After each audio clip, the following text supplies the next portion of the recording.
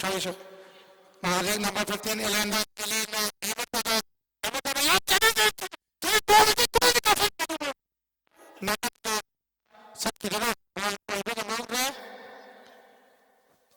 Hajung Maniwati, goalkeeper, Amarjina, bola sa hukwa.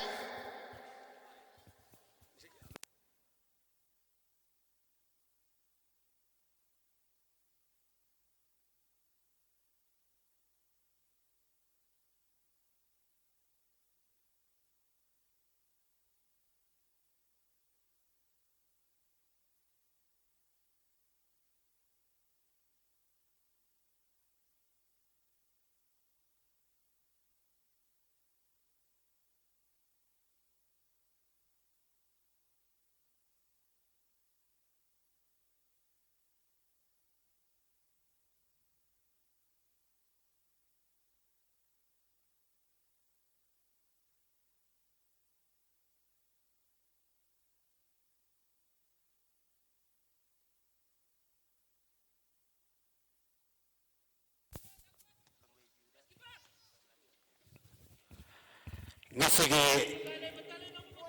sigamaba football friendly exhibition match ase tagang view da hujosi YouTube ki khutang da koi live streaming chatsari aisamani yes aisamani da gi haidora ki babu ball biggest option kibne adubo ball kada yam fazana defense top kitundana flag kick ko matong da biggest ball pusai jersey number 10 litma jersey number 15 da digi thadarak pa against jersey number 4 ball handare ball picket kitro Mr. Queen Manipur film industry haibadi silver screen da song saruk kalamba adugumlaba hujitsu hanba leitriba adugumlaba yamna mathongna leiriba Maniwood ki player ni Maniwood ki magadi flag kick ama kauna nabagi Mrs. flag kick kaukulai adugu jersey number 15 yam lang sab top kebidigi out kick ama kauna nabagi daba Mr.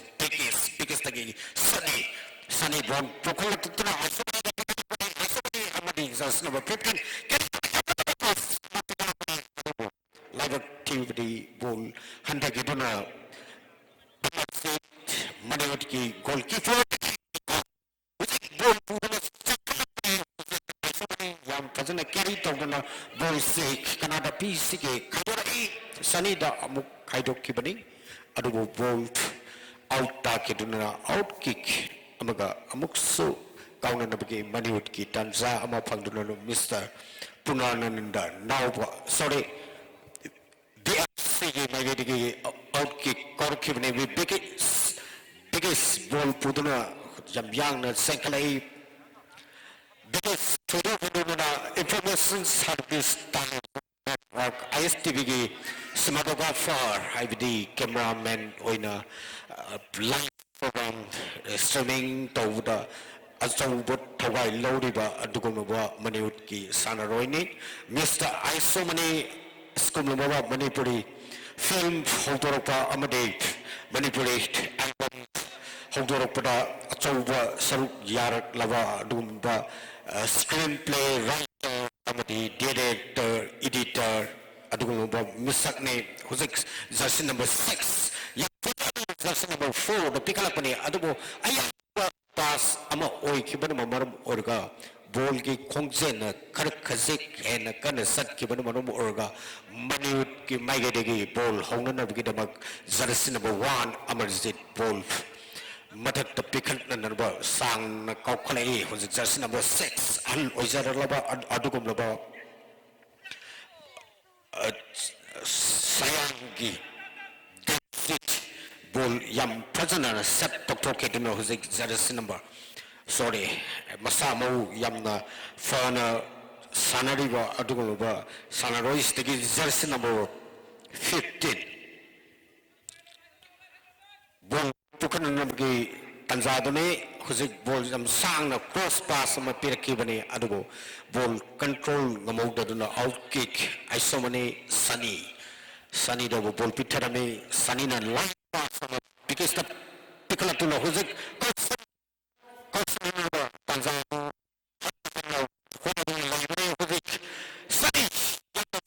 wonderful kick ama thagi bani adugo yam hai singna Mipunda goalkeeper BFC Mayidigi Amukaso flag kick corner kick ama Sunny Kaukalapani Amukaso flag kick ama Kaugan Gitanza Fang no Hosek Kaupre Hosek Gum Bull Fang Hosek Yana Yari Boxen Kibane 1 second Amukaso flag kick ama Maniwutki Mayidigi Fang Donal Mr. Sunny jersey number 27 Kauri hangalaitan tha kibani adubu lawat chibadi yana haitoi singdoi roidawa adubu mubawa sayangi sanaroi singi magedigi sep tok kitano huzik that's it yamsa some jersey number 10 ngasigi sanari basisu so what provide loriva inau sina sep tok kitano huzik out taduna out kick ama maniut ki bagai digi hoki huzik gung out kick ama amu sanida kaukslatuna huzik gung bulsi kanagi konsep kurai kuning pangkau bau kiduna huzik mayau from the pusanna na ba hone ki bani Mr. Gung now would be high kiba bolni yam tazaba ki ama kauksalapani adubu sat tokiduna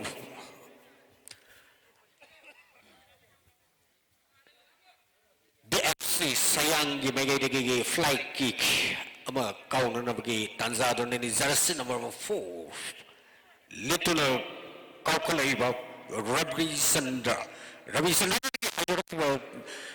bol ama huzi also mani amadi jersey number 15 anigi akan carry tongnadono huzi that's it bol prok na bagi hona kibani adubo out takiduna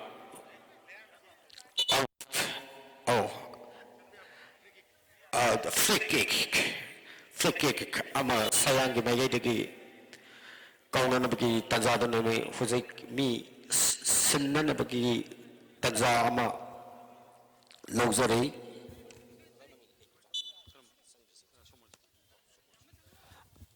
hoki sang kibaga kudong sawa fangkiduna somorze back pass tok tarak pani huzik also mani jersey number 3 mani utki adugong ba yang lewa player director asina full carry na bol ase carry to ki bol di goal man number pusan na ba hona kibani adugo live activity bol out takibdi out kick ama sayang gi magi ki kaukala kibani adugo again out takiduna the biggies out kick ama tapna kauduna bol hawi the bol minute ki baba ball bigis won't put her sing laba fuzik kaidor kiba ball sunny ball yang fazana fast pitora kibane adu ball goal gomba fusana ba hone kiba ball out takibade fuzik out kick amagasu amuk sunny Maniut ki magari out kick ama kau no biggest the ball pisale biggest Derek thazala ki babu ball ne ball se prakash ki makuta ta kai sois isai sakpudana natana sanabada hanba leitraba adugumlaba thongna farwa sayang isanaroini Mr. Amarjit Bolt Horkibane Adubu Prakash Amadi Mr. Aisumani Amadi Biggest Bol Ani Yamakan Kari Tona Duno who's a biggest ball Adubu Yam Hai Sing Sat Tokiba Bolt who's a Central Line Sana Bolare Laibu Tanzania Bol Satu Tokido Mr. Sani Sani Mr. Prakash Tokido before play Bolt Gold Mount Londagi Karakazek Haidok Nasat Kipadono Moram Orga Gold on top of Tanza Monkey Bol Howing Bol short of the ball Howe Amazitagi Mr. Better Bol Gunda Kadome Gundagi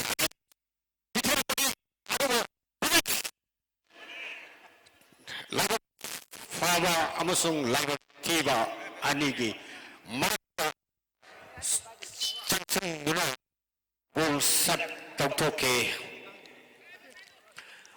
Yamsana Bol Company Sansan number 15 Sayangi Magadegi Bol Short of the ball Isomani Bol Sat Tawi Gung Bol Kerito Dulapui Sani Kaukat Kivani Adobo Yam Hai Sing na goalkeeper Karito na ball pusal kay ball gunda pa Kivani Adobo Nato Kivani Manamu ko ball out ke Sayang bagiti ke Mr. Samorzet ball away ball center line on the pass bisin kiduna Kaukat Kivani Adobo Kazak and Wang Nasat Kibanamo Oiraga Sayangi Goal on top of it Tanza Monkey Zik Mr. Nauba Mr. Punaka Goal Sanaba Hone Kibani Adobo Laga Tivade Ball out that Kidunara Mr. Nauba Bolt out kick Gaudano Isomani the gig Mr. Sani Amukasu Auta Kiduna Bull say out kick Kaunamagi Tanzani Sani the banker Amuksu Kau Kiba Bowl Sayangi May Tegi Karisu Nasing Dana Bull Yam Lang Mr. Nauba now the Haidora Kiba Bowl Kauksan Kivane Adobo Goal on top of the Tanza Dumadi Monkey at Mr. Isomani Banker the ball Kaidome Banker now the ball Pistol Pane Adobo Karisu Todopa Toki number Oiraga Ball Amok Ball Hawaii Banker Ball loan on the Hona Kivani Mr. Amazit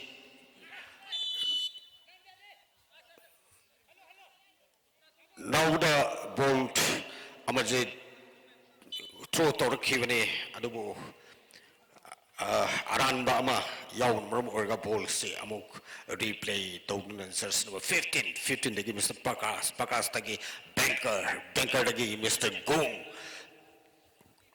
that pass Dr. Mane Adobo. Young Pavuna says control the ball Pukalake who's a big but Yam now challenging over kick ne Adobo live activity goalkeeper Yam Hai Sing the set Dr. Kiwi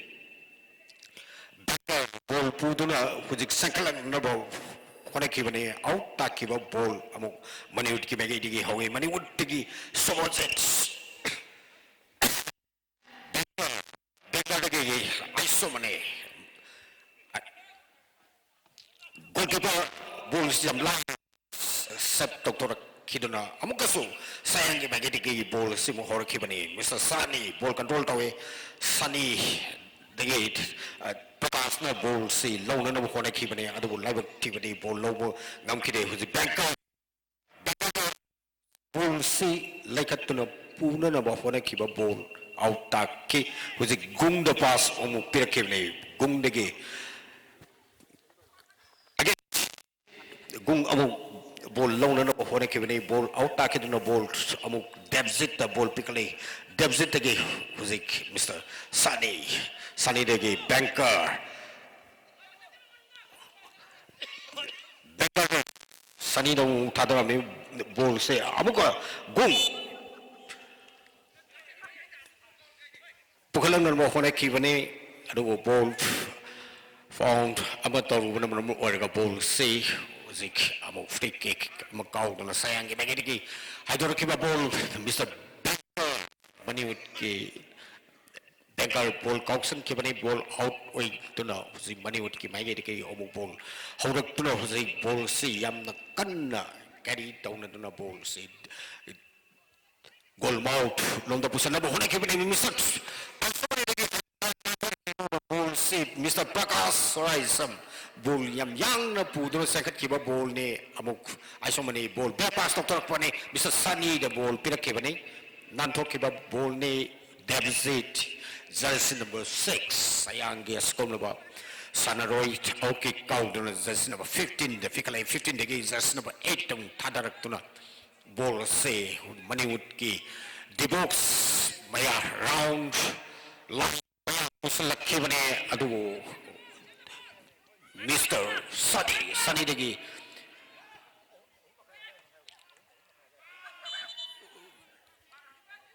kauksan nawa hanjal na attack tau kibani adu found ama lay kibani maram oiraga Maniwood ki tanza mangki using nauba amadi deficit akan momong na kiri tau ne Mr. Somozit degi haidor kiba ball Mr. Sani degi Koksala kiba bone adugo sapu khazik wat panamaram oiraga goalkeeper na control to na ball sangam kide Mr. Banker ball puduna sangsilat na tuna koksalang na bayam na kan na honari bo Tanzani Sani akan mabong the ball carry to na pusalay huzik Sani degi jersey number 15 amok ball si lapok kita na huzik ball out taki isomani ball out kick back pass to taki yang Mr. Amazid goalkeeper ball kaukat kibani again banker lagi Somozit lagi jersey number 8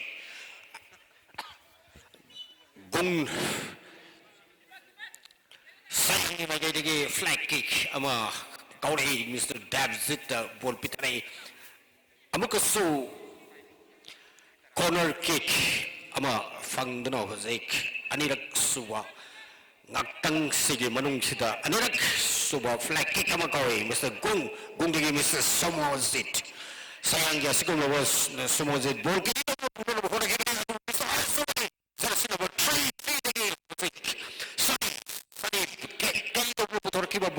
now buda pitorok pa ball adubo passing sana hoga butigi husa khaidor ke ball again sayang ke husa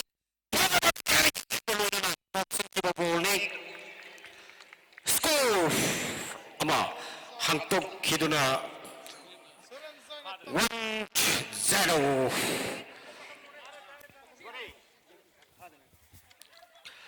first half ki losal labat tanzada sayang ki may kaya goal ama hapsin kito na huzik 1-0 asun na layri huzik losal kadaw ba haybadi fast up kadaw ba Tanzania yamna akan mabong da policy kauksin duna pusalak pa Maniwood ki goal di box mayad pusalak ki ba ball ni asum na ngasige friendly match asige ahan basaruk matang sida ngak pothabagi tanzadu logzari 다귿살이 부르마포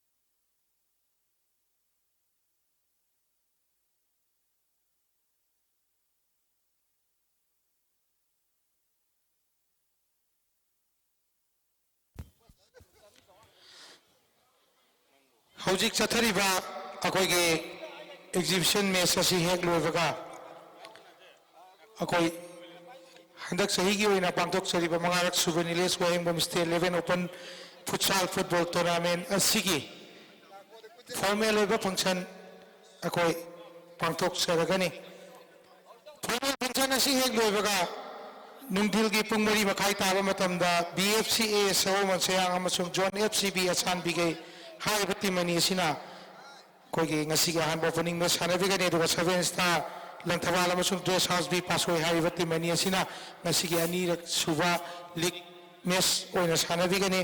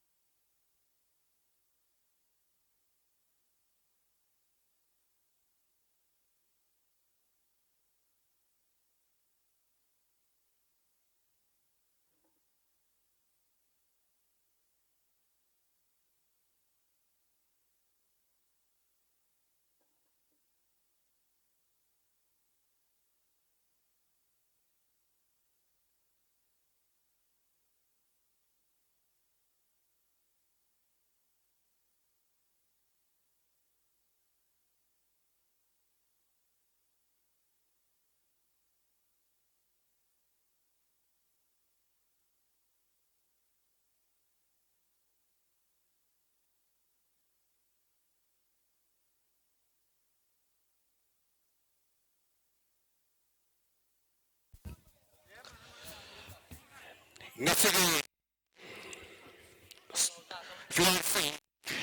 ꯐꯤꯜꯗ ꯑꯃꯨꯛ ꯂꯦꯡꯁꯤꯟꯕꯤꯔꯛꯅꯕꯒꯤ ꯇꯥꯟꯖꯥ ꯂꯧꯖꯒꯦ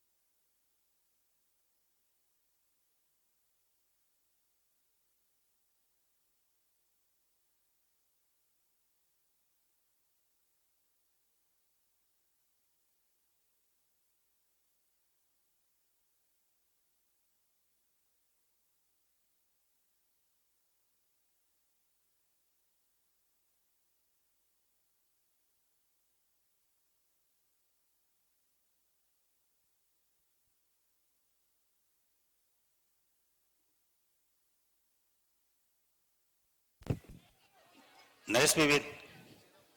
Player singdong tang atu bada hauna bakta tokse.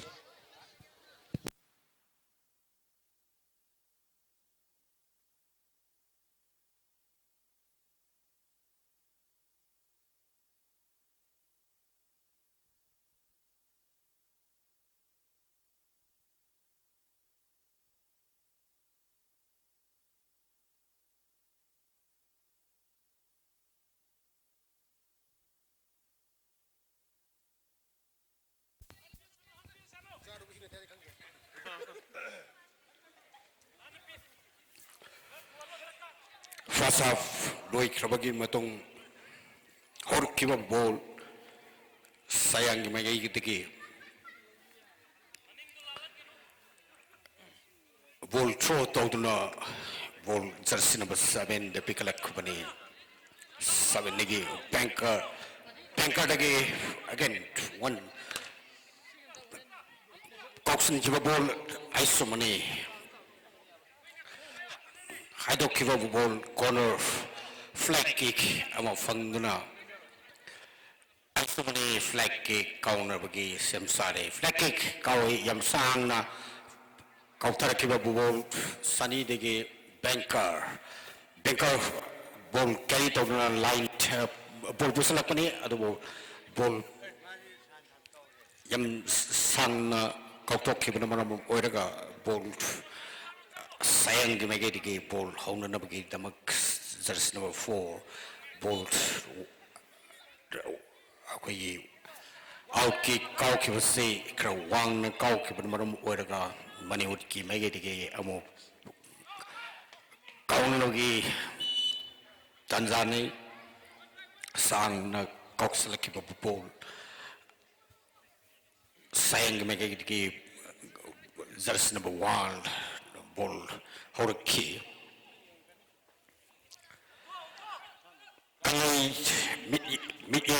kangai view gi was like live streaming satliva sikom lawa ngasigi hautok sariva football friendly match asomani ball pukatuna san kanana ba hona bani adabu ball out ta ki bagi was like amuk again amukaso out ta kituna Moneywood ki goalkeeper Mr. Amarjeet ball banker the pickle to ball holy ball was sayang gi megedigi somozit ball side pass cross pass ma pitro kibani adopo ball say was out ta kituna Maniut ki megedigi out kick Nandakumar out kick kau kibani adubo amukasu ball sang sat kibanu oiraga somozit out kick amukasu kau jersey number 4 the pitar kibani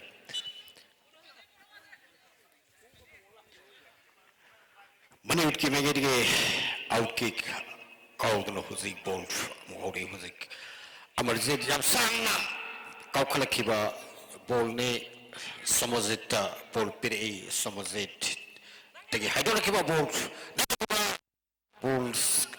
kausan kibane adu khar kazai khen wang na sat kiban maram oiraga goal othokpagi kudong saba mangki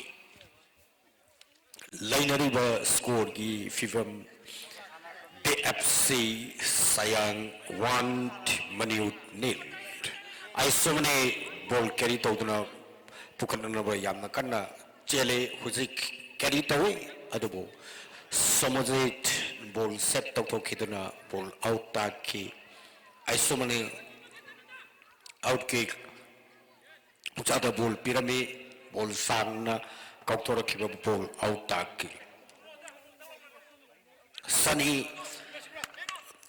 ball carry tawduna huzik prakash tagi amuk sani tagi huzik banker ball thani bagi ball karkazi eno wang na sat kiban maram oraga goal otopagi tazamang ki goalkeeper sayang ibagay tagi ball hori huzik ball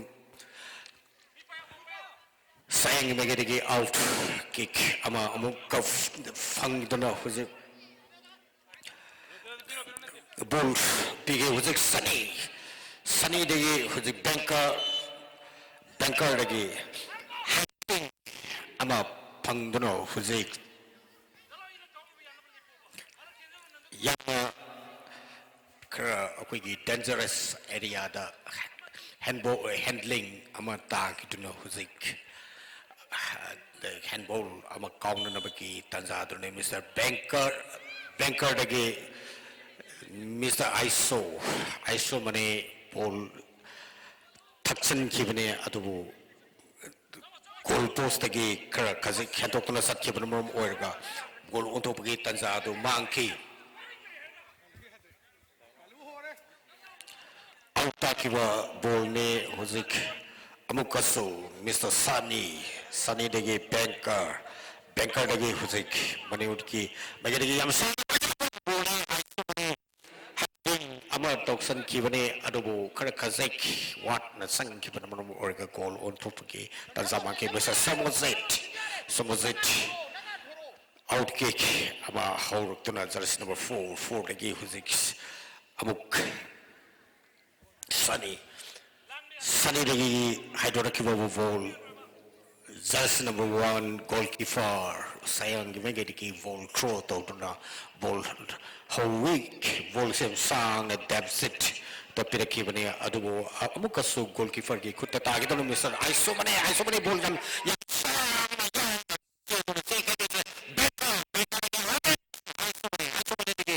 now ball free kick ama amuk fangduna fuzik direct kick ama kaung na bagi tanza fangduna manayut ki Mr. Banker just number 12 Mr. Banker ball kaung na bagi tanza lauduna semsa duna referee ki ayabang ngai duna lay ayabang ki ball toksan ki Kausen kiba ball professional sabna yang lain kiba haibade maso akoigi sanaroi ama haibade maniut ki team da sanazaba team nina ado wakalon kanglubuna ball si yam lain set toki huzik amarjit ball fa duna aisomani da ball fire aisomani da ki Pek kiva fast karzek wat kibna manam orga jersey number 8 tege amu kauksala kiva ball ni golman tege karzek lab na sat kibna manam orga gogol ontok pangam kide Mr. Banker ball putuna yamna fazaba fast amaga petrak tuna huzik ball pukatuna number 4 kibane adu ball jersey number 8 tege yang lawa Mr.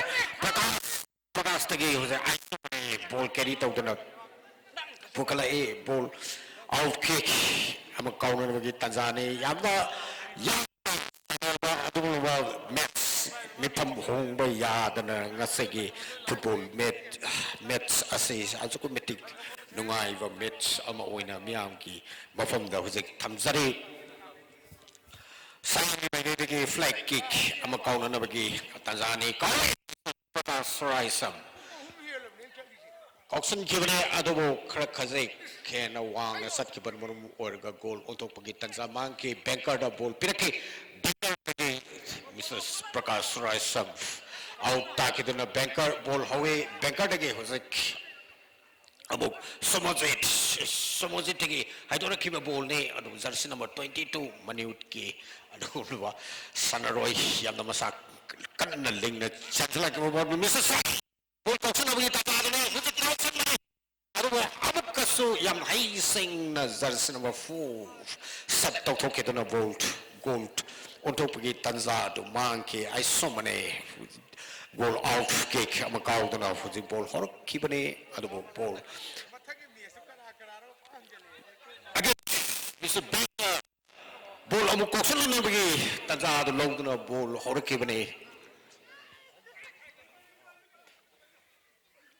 flag kick ama fangdono hojek ꯐ꯭ꯂꯦꯛꯀꯤ ꯑꯩꯈꯣꯏꯒꯤ corner ꯀꯤꯛ ꯑꯃ ꯕꯦꯡꯀꯔ corner ꯀꯤꯛ ꯀꯥꯎꯔꯝꯃꯕ ꯃꯇꯨꯡ again ꯍꯧꯖꯤꯛ ꯑꯩꯈꯣꯏꯒꯤ ꯐ꯭ꯂꯦꯛ ꯀꯤꯛ ꯑꯃꯒꯤ ꯇꯥꯟꯖꯥꯅꯤ ꯁꯌꯥꯡꯒꯤ ꯃꯥꯏꯀꯩꯗꯒꯤ ꯁꯤꯟꯅꯅꯕꯒꯤ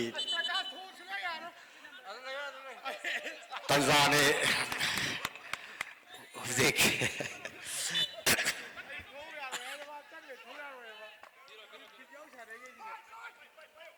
Yamyangna Koksalakuna just number 8 PFC Sayangi Mayedeki ball Amukasu corner kick ama Taduna ball corner company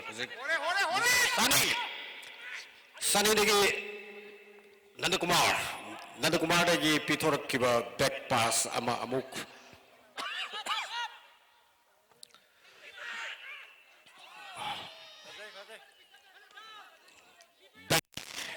Hadin ama banker Toksin Kibane Adubu Kara Kazak and Wang Satkibano Manum Orga. Go to get Tanzama, some of it again, Lector Kiba Bowl, Zarsinova, 8 again, Hydrokiba Bone, Mr. Breaker Toksin Kibane, Yamlana, Tokto Kibiduna, Huzek, Maniwood goalkeeper, Mr. Amber Z. Jersey number 1, goalkeeper, ball throw, Tokdrum ball, Hore, who's a banker again. I saw many in the pavement, I saw many in the game, who's a Sanaroni, Mr. Sunny, who's a banker, banker, who's it? I don't give a ball, Amukasu, Sunny, ball, Tazan and Nabagi, Tatan, who's it? Later, Eva, Mets. Kakazik, Soina Kibanamanum Orega, found Amat, Tokibanamanum Oidula, Fuzik. Free kick. Ama kau na bagi Tanzania kau kali yang I so many amade just number 8 kari tong na kiba ball ni adu free kick ama pangdona mani utki mai gedi Mr. Amazit goalkeeper flag kick kau na bagi Tanzania kau kali yang kiba ball ni adu yang lain Yam Hai Sing goalkeeper set of Toki Mr. Somazit Yam Pajaba Fasama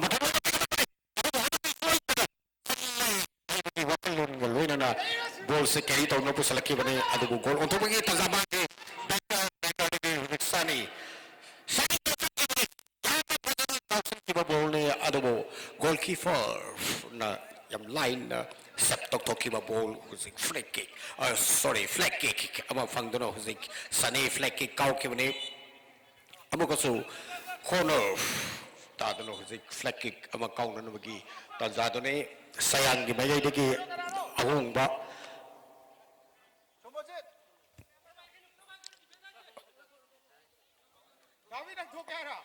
Zarsi number 4 out Oiviraga Zars number 3 Amuk. Sayang imagine sanction diri ball jam phazana kau kiba ball ni ato kiba ball that's number 8 age yam sensala kiba ball yam amuk sat tau kituna maniut ki goalkeeper amazit ki kutalai kre amazit ki tegi hydor kiba ball banker dagi sunny huzik balls carry tau dana pusalan bo kone kiba ni yamna yang na cheli bo huzik sayangi sanaroi someone zit ball out takiduna huzik amukasu maniwit ki magedeki throw tokduna ball hon nabgi Tanzania aisomani ball banker pass pitore banker amuk cross pass amamu pitore tunu huzik amuk yamna it kazik pass pi buda khan orga amuk Prakash Mr. Prakash Sorais ball se amuk ball see amuk yam wang na pisan kibani ball puda se kibani just number 6 tagi huzi Prakash ball koksan number kone kibani adubu maniut ki magai digi out kick ama pangdono huzi amuk out kick kau nabagi tazadone amuk asu just number 22 Sunny ꯈꯤꯕꯅꯦ ꯑꯗꯨ ꯕꯣꯜꯁ ꯈꯔ ꯈꯖꯤꯛ ꯍꯦꯟꯅ ꯋꯥꯡꯅ ꯆꯠꯈꯤꯕꯅ ꯃꯔꯝ ꯑꯣꯏꯔꯒ ꯕꯣꯜ ꯁꯥꯡꯅ throw ꯇꯧꯗꯨꯅ ꯍꯧꯖꯤꯛ ꯕꯣꯜꯁꯤ ꯑꯃꯨꯛꯀꯁꯨ khờ chu tàu da khờ lan na kau ki lang gi bnu marum or ka mani ut ki mai gi gi huzik direct kick ama kau nan gi tanzania direct kick ama khờ lan sang ki ba adu lo ba goal othok ki duna huzik laila ri score gi fivam mani ut 1 UVC sayang 1 da ball si huzik equal oituna chatle second half lesalak labagi tanza du yoksalaba matamni huzik ball throw tawduna amazet ball hore ball pusala tuna amuko so ball kausan kibani adu ball khazik hentoktuna laidal satkiban maram oirga goal onthokpagi tanza du mangki asumna ngasigi asigam laba dungai raba match ase lesalak kadorobaga loisalakadobagi tanza naksalak laba matamni sanaroi ani hebini maigi ani gi sanaroi ani si amada henadana yamna akan momongda bol sanari huzik Mr. Banker bol kare ka pokol sikale huzik gol mau tamna pusalaki ba bol aiso mane degi Banker ball carry to no putore huzik ball se au kaushal na bagi tanza lau khibane adu ball se amuka su yam nanda ko ma ball nanda ko ma da hado ko ball Mr. David ke masa no adu ball khazik laitok tuna hand tok tuna sat khibane mo orga goal onthok bagi tanza du mang ke huzik loisalak kado bagi mikup khada ngaisala wa tanza sita bolsi aruge matik bolsi kanna sinanabik kausin no phone khibani adu Mr. Dabsit bot jampasan sep tok tok keduna out takiba ball Mr. Banker zik maniut ki mai digi ahong bakar leiduna again the biggest in orga sunny out or kibani bolsi amu kausin kiba bone flag kick ama corner kick pangduna zik Banker ball kausin kibane Banker dagi mo biggest dagi huzik haidor kiba ball auta kiduna sayang gi bagi misa somozet kani tawduna ball sem naina punon hodai somozet gi huzik Nandakumar ball listen na kausin na bokone kiba ball auta kiduna huzik mani ki mai ge flag kick amaga mung phangduna amu ball hore Mr. Aisomani dege amuk Mr. Nandakumar balls tanza phangduna ball si kaushal na bokone ki bine Aisomani dege hujik ball si shoot tawna na ge tanza lawdo lai hujik Mr. Banker dege kaushal lakpa ball yam phajana sap taw thokiduna goal onthokpagi tanza mani ki tanza mangan ki Lona flag kick ama tap phangduna huzik corner kick ama counter na Banker goalkeeper yam phajana set to thoraki huzik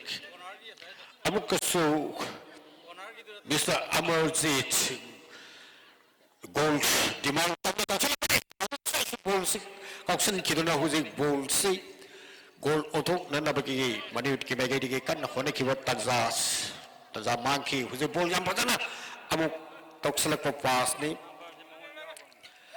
manut ki mai gi ahung bakhal laiduna Nandakumar out oiduna amu Purnananda in tauri just number 2 Purnananda huzik ball faiduna ball sang na bagi honari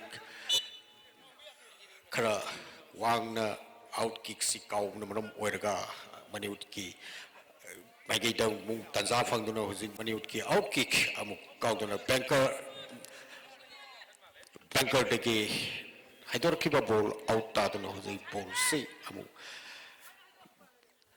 just number 1 amu ball sit kausan kiduna huzik ball si amuka the box maya degi kausan kiba ball out ta kibane huzik amu mesan haibigi wakalon galwena na kausan kibane adubo goal out ta kiduna ball goal ontopagi tanza mangki ꯍꯧꯖꯤꯛ ꯑꯁꯤꯒꯨꯝꯂꯕ ꯑꯩꯈꯣꯏꯒꯤ ꯃꯅꯤꯎꯠ ꯑꯃꯗꯤ BFC ꯁꯌꯥꯡ ꯑꯅꯤꯒꯤ friendly ꯃꯦꯠꯁ ꯍꯦꯛ ꯂꯣꯏꯁꯤꯟꯈꯤꯕꯒ ꯉꯁꯤꯒꯤ ꯑꯁꯤꯒꯨꯝꯂꯕ formal ꯐꯪꯁꯟ ꯍꯧꯅꯅꯕꯒꯤ ꯇꯥꯟꯖꯥ ꯂꯥꯛꯄ ꯑꯗꯨꯒꯨꯝꯂꯕ ꯃꯇꯝꯅꯤ ꯍꯧꯖꯤꯛ ꯕꯣꯜ ꯑꯃꯨꯛꯀꯁꯨ ꯕꯣꯜ ꯍꯧꯅꯅꯕꯒꯤ ꯇꯥꯟꯖꯥ ꯂꯧꯗꯨꯅ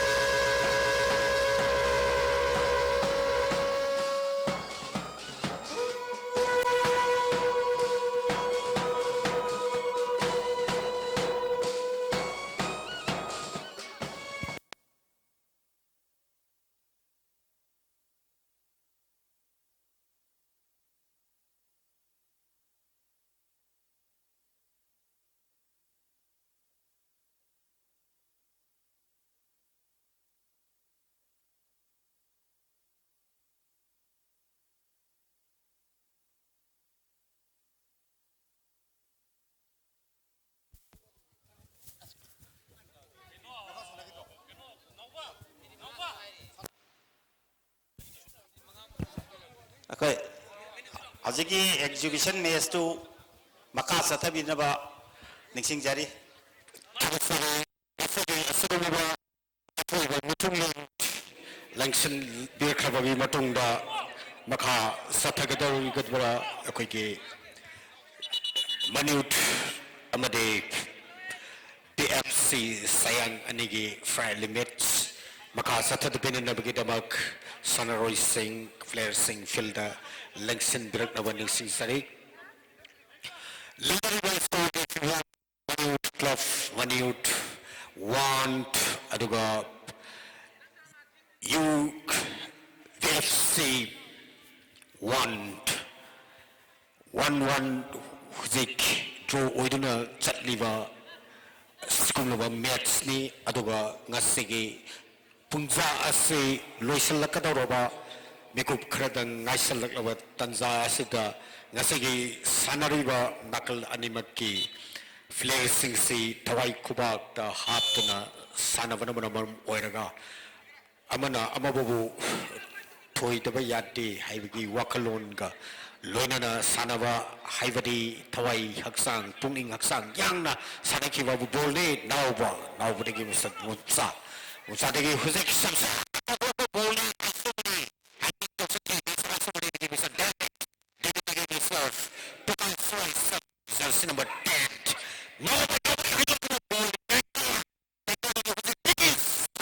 nobody bane adubo khonglei khazik sahu dabna manam araga vols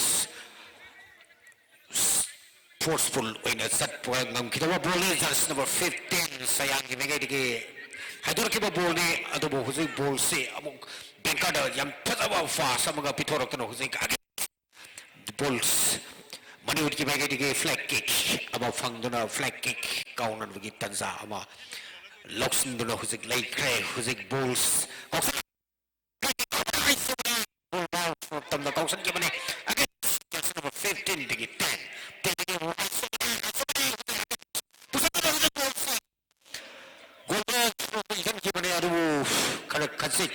And talk to the light talk to the Satkiban or a goal on top again. Tanza do monkey, who's a ball jam sang a pocono, who's like Mr. Prakash, rise some the canting talks into the ball for San Given. Mani would ki yamna sang na kausin kiba fu sama kek ama huzik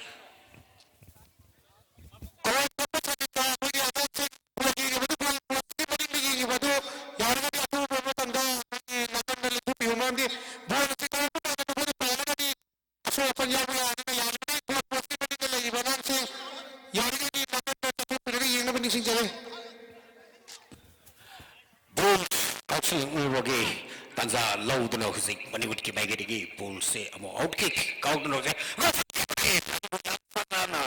money would get bulls, septo to Kituna, who's a bull, out again, money would keep making everything, was the biggest again, who's a beast, no, bull talks in the Tanza low to know, who keep a bull near out Takituna, who's a keep bull say, I'm out kick, who's a out kick, out, who's a bull pusala to know, who's a Maya Kibani, Kausan Kibani, who's a bold goalkeeper, jersey number 1, Sayang Maggie ball, jersey number 15, the Tadal Tono ball, Howie, who's a biggest money would keep biggest ball now would appear now would again back pass to Tono, who's a bull say, Yam Kanna for the books, Maya, every day going by. Maya Nova, Konekiva Bolni, Lucia Kataruba, make up Kratan Naira Abamatam Sita, Goal Amato also have some Napata Wakalun, Galwina, Sanari Vangasigi, Mets Asigi, Tim Ton, but Wakalone, biggest banker bull, say, biggest Pitoro, biggest bull pie, again, Handuna Amuk, Mr. Bull said, Asomani bolt. Amo carry down a pusale who's sayang giving a bull, jersey number 3, out taki to know who's a bull say. Amuk out kick out no bull hole, Mr. Amarzit, bull kotoki would do out oiki to know who's sayang giving among bull say. Mr. Dabzit, jersey number 6, bull honanabagi, Tazalo lady, bull kuzik amuk. Auction the ball, see, how can I ball, young now, since it's a ball, Oibana, ball, see, control. What on its number 15, no, Peter is 15 again. Who's it?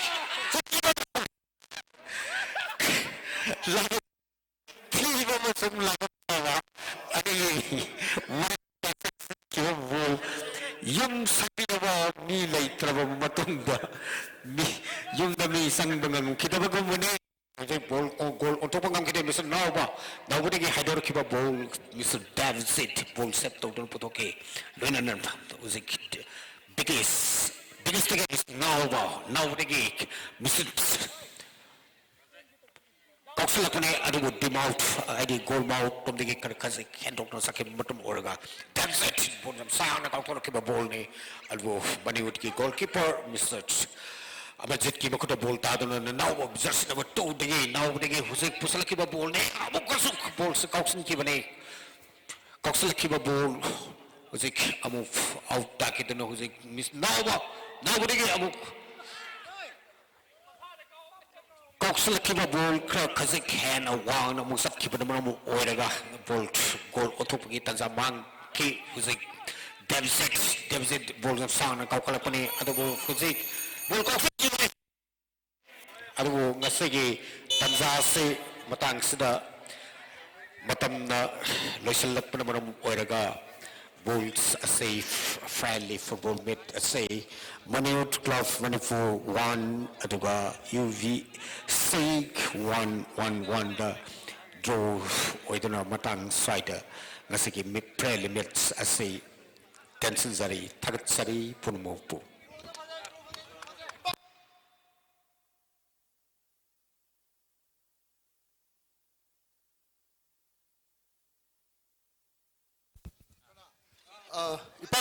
ipa sida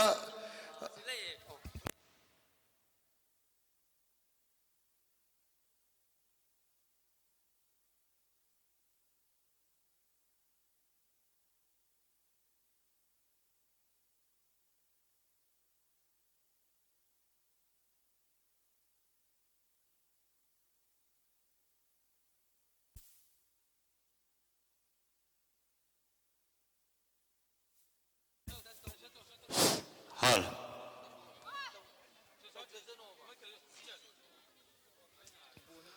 tim Bunipana saruk yaduna Fifth Niles Wayambam State Level Open Futsal Football Tournament Day Night 2020 ngasi hogdokjargani ngasi thamjariba match ani thamjai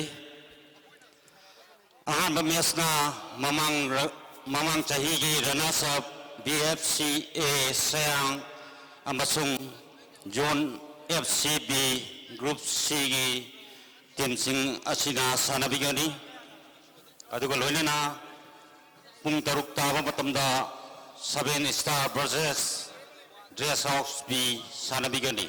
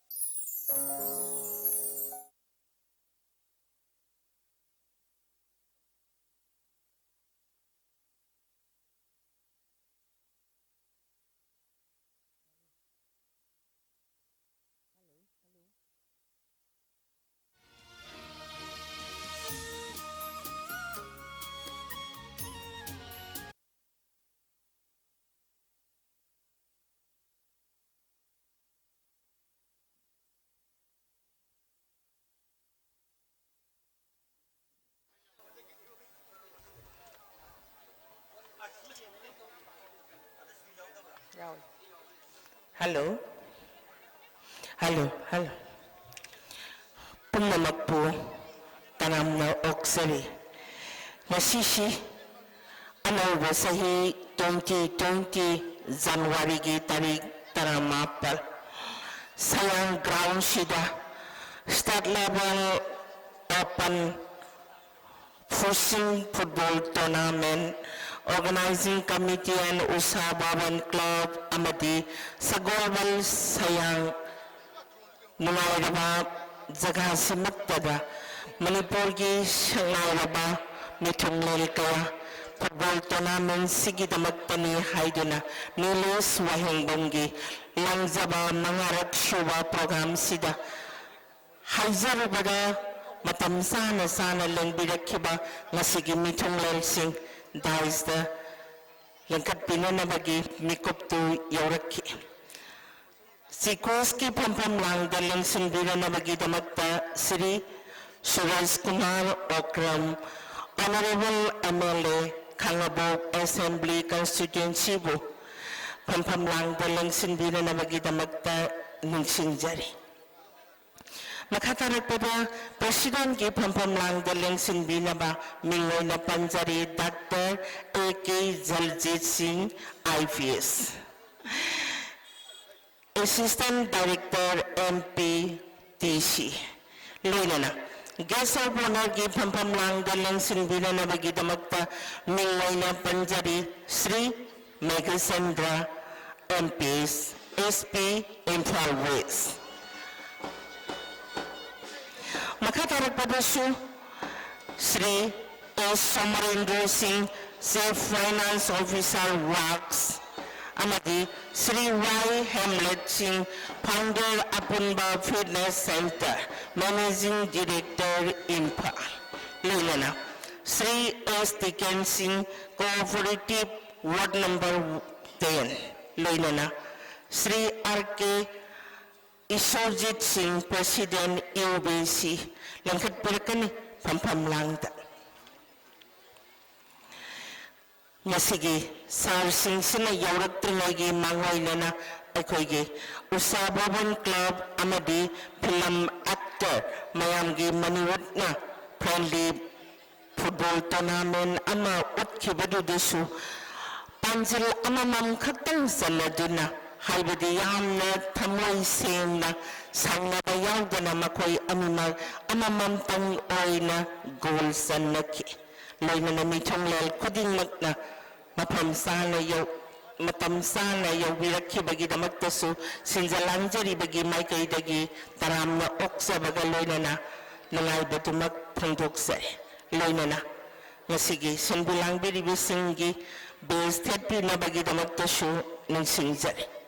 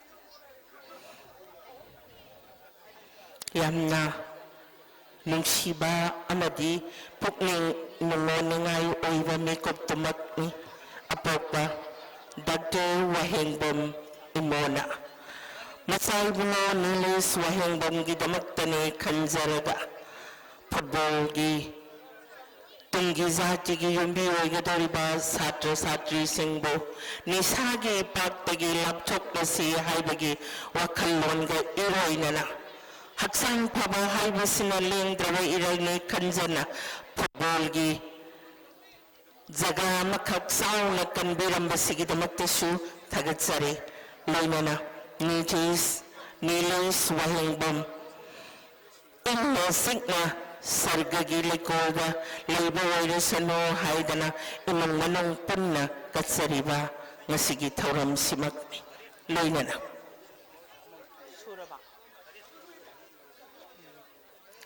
ꯉꯁꯤꯒꯤ ꯃꯤꯊꯨꯡꯂꯦꯜꯒꯤ ꯊꯧꯒꯜ ꯄꯨꯕꯤꯔꯤꯕ ꯁꯥꯔꯁꯤꯡꯅ ꯃꯥꯡꯗ ꯂꯩꯔꯤꯕ ꯃꯩꯔꯥꯁꯤ ꯑꯃꯨꯛꯇꯪ ꯆꯨꯈꯠꯄꯤꯅꯕ ꯍꯥꯏꯗꯅ ꯅꯤꯡꯁꯤꯡꯖꯔꯤ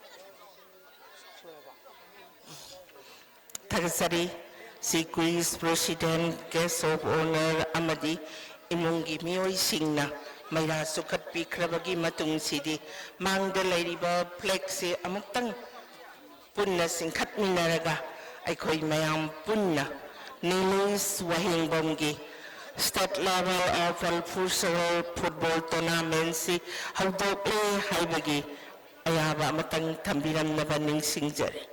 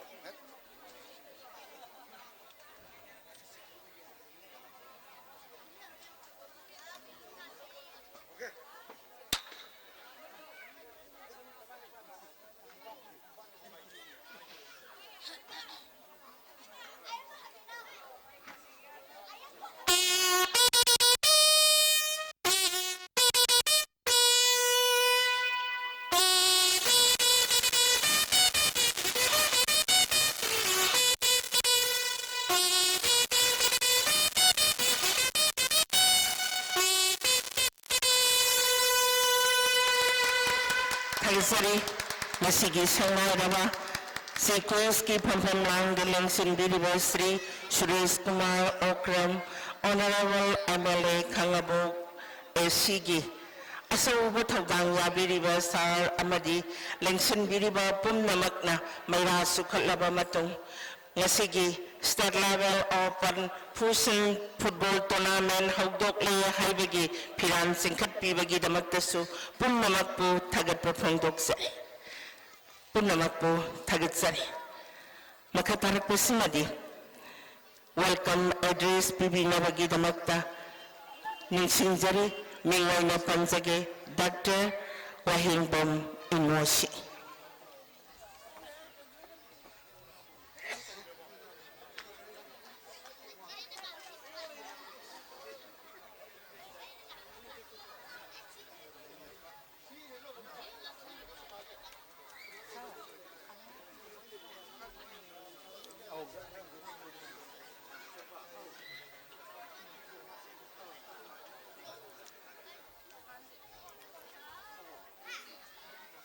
ngasi fifth Nilesh Wahengbam State Open Futsal Football Tournament Day and Night 2020 Sunday ngasi numaiji numit tang tamapan asida akoina satsai kuding chathajarakpa asigumba football tournament asida ngasigi mingoina panjarabada Sri MLA Honorable MLA Surya Kumar Okram na yamna harau na sigumba aina khajikitang masigumba inauguration asida opening ceremonies na yaubiu haijarubada harau na yabira pagidamagtasu ai si Okram Surya Kumar bu taramna okchari hariba aikoina pangthokchariba football asi aikoigi itaima ibema randoni na ma hadum hodok piramabani adi matang sathajarpa oina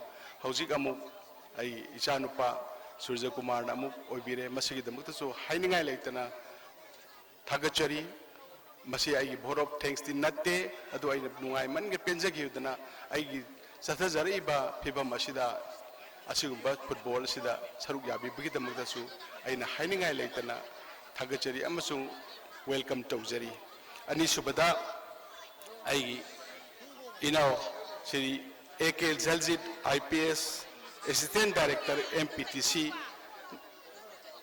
Sinap ako'y ngasigi o si President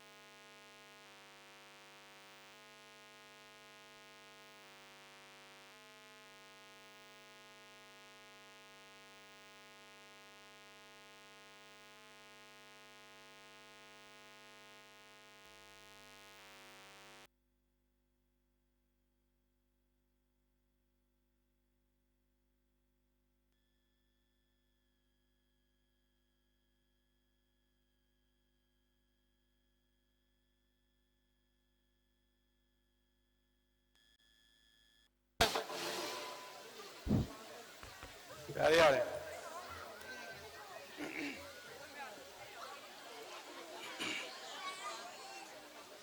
hello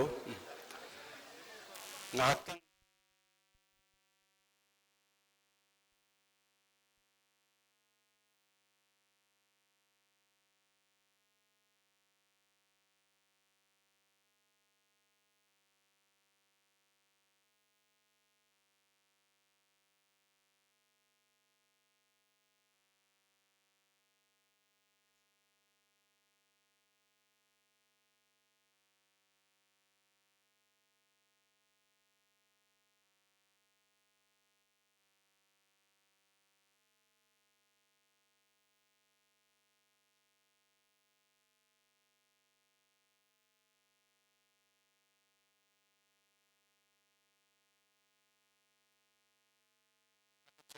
aduga loina loina na mayam sigi laikai gi oiba aikoi gi maikai asomda leiba football bu nungsi jaba mayam sibu encourage gi damakta lengbirak pagi damakta su hainingai leitana welcome tawjari mathangda aikoi gi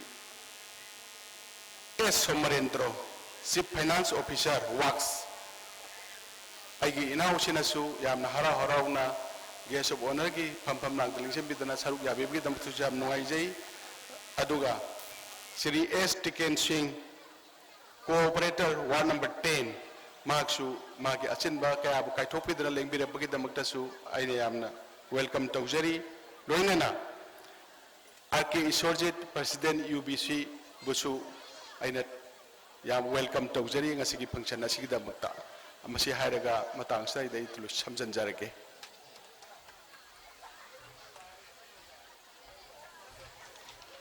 Tagatsari, welcome address Bibiram Liba, Mingway Nampansake, Dr. Wahengbam Imo. Masi, mga rakshuba nilays Wahengbam gi football tournament gi mathel sida, Manipur gi Shanghai Rabi Rinon Manipuri Singa, Shurma Sanuna.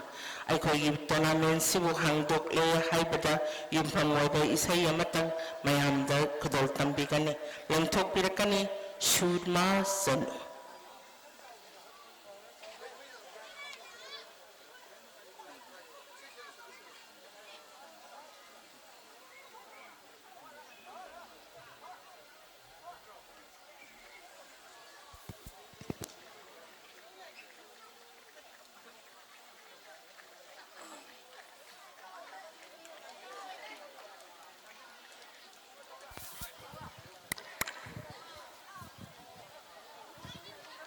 Mayang punamupu ahan mamagtada ikai khumna jabagaloina na punamupu taramna okchari nachigi football sigamari leina na laikitaba nilesa saita jaba isai matang haudogi seina mamda kurol tamjagi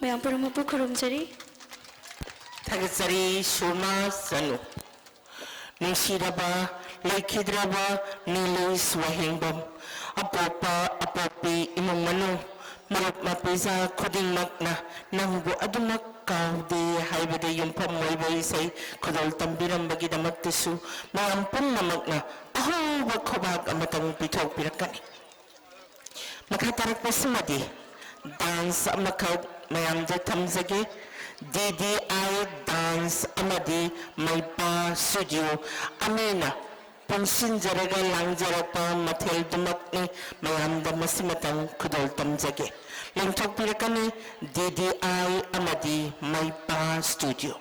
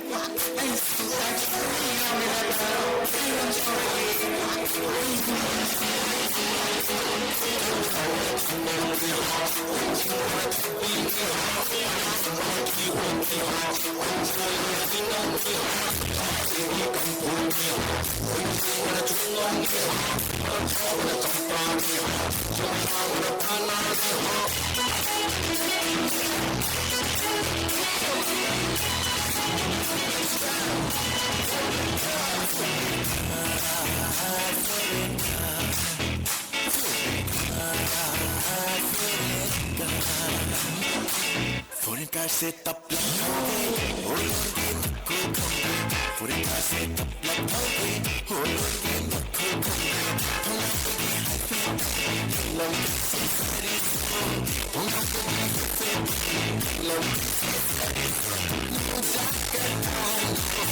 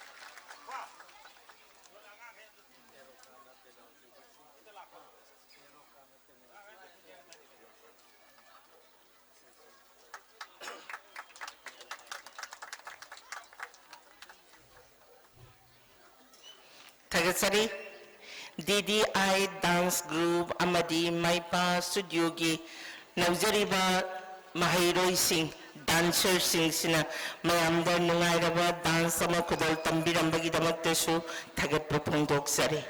Makatanak Pasimadi Guest of Honor's Pampamlang Lengsin Biriba, Mingmoina Panjage, Sri Rajkumar Isorjit, President UBC, Masiginungairaba Mangarak Shuba, Natives, Wahingbangi, Football Tournament, Sigi Oiba Warhol Karadang, Tentak na Tambirangani, Kauksinjari Sar, RK Isorjit Singh. Fagat Asi ehak na yan hamamutda bagi lekai sibu komniba siang ni tau pai bungabu krom jabaga lona krom jari lona game asi obri lo phawa soi da ngam do wen biu hana nijari lona asi ki function nasida chief guest ki phamam rangda election beriba Mingona Panjaravda Sri Suresh Kumar Okram, Honorable MLA Khambok AC Bu Aina Gai Kunabu Sadi Amadi President Phamam Langda Election Biriba Dr. A.K. Jalajit Singh IPS Assistant Director MPTC Busu Aina Nolukpakaluna Gai Kunabu Sadi Matanga Guest of Honor Gi Phamam Langda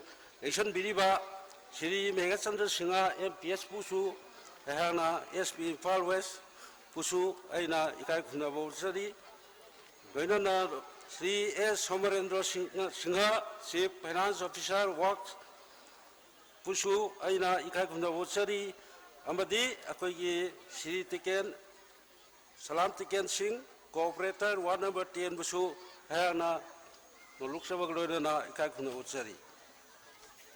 Ngasi nungaraba sigumba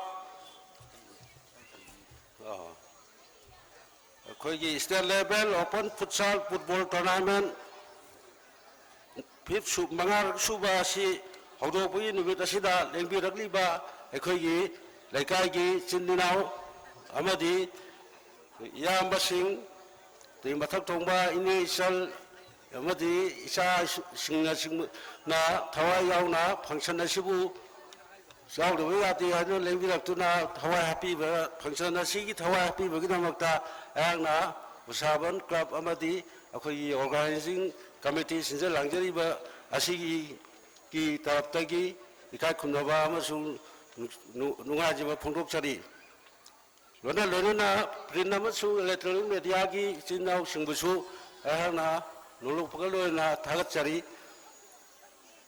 Asi Tase Narabda Akoigi Sai Kudingi Pantokpa now Legidrava Inaugi Les Wangumgi Pangarak Suba Asi Akoigi Yamba Dr. Imona Amadi Maki Familina Sai Supa Pantokuna Laktuna Asi Pangarak Suba Hona Oiva Adumba Suba Kanone Miatsni Masi Tasena Badi Tasena Mak Akogi Naubusu Legidravi Naubusu Nixingba Aduda Ratana Masi Hingli Habi Wakal Amada Pujaraga Sanabagi Lamda Akogi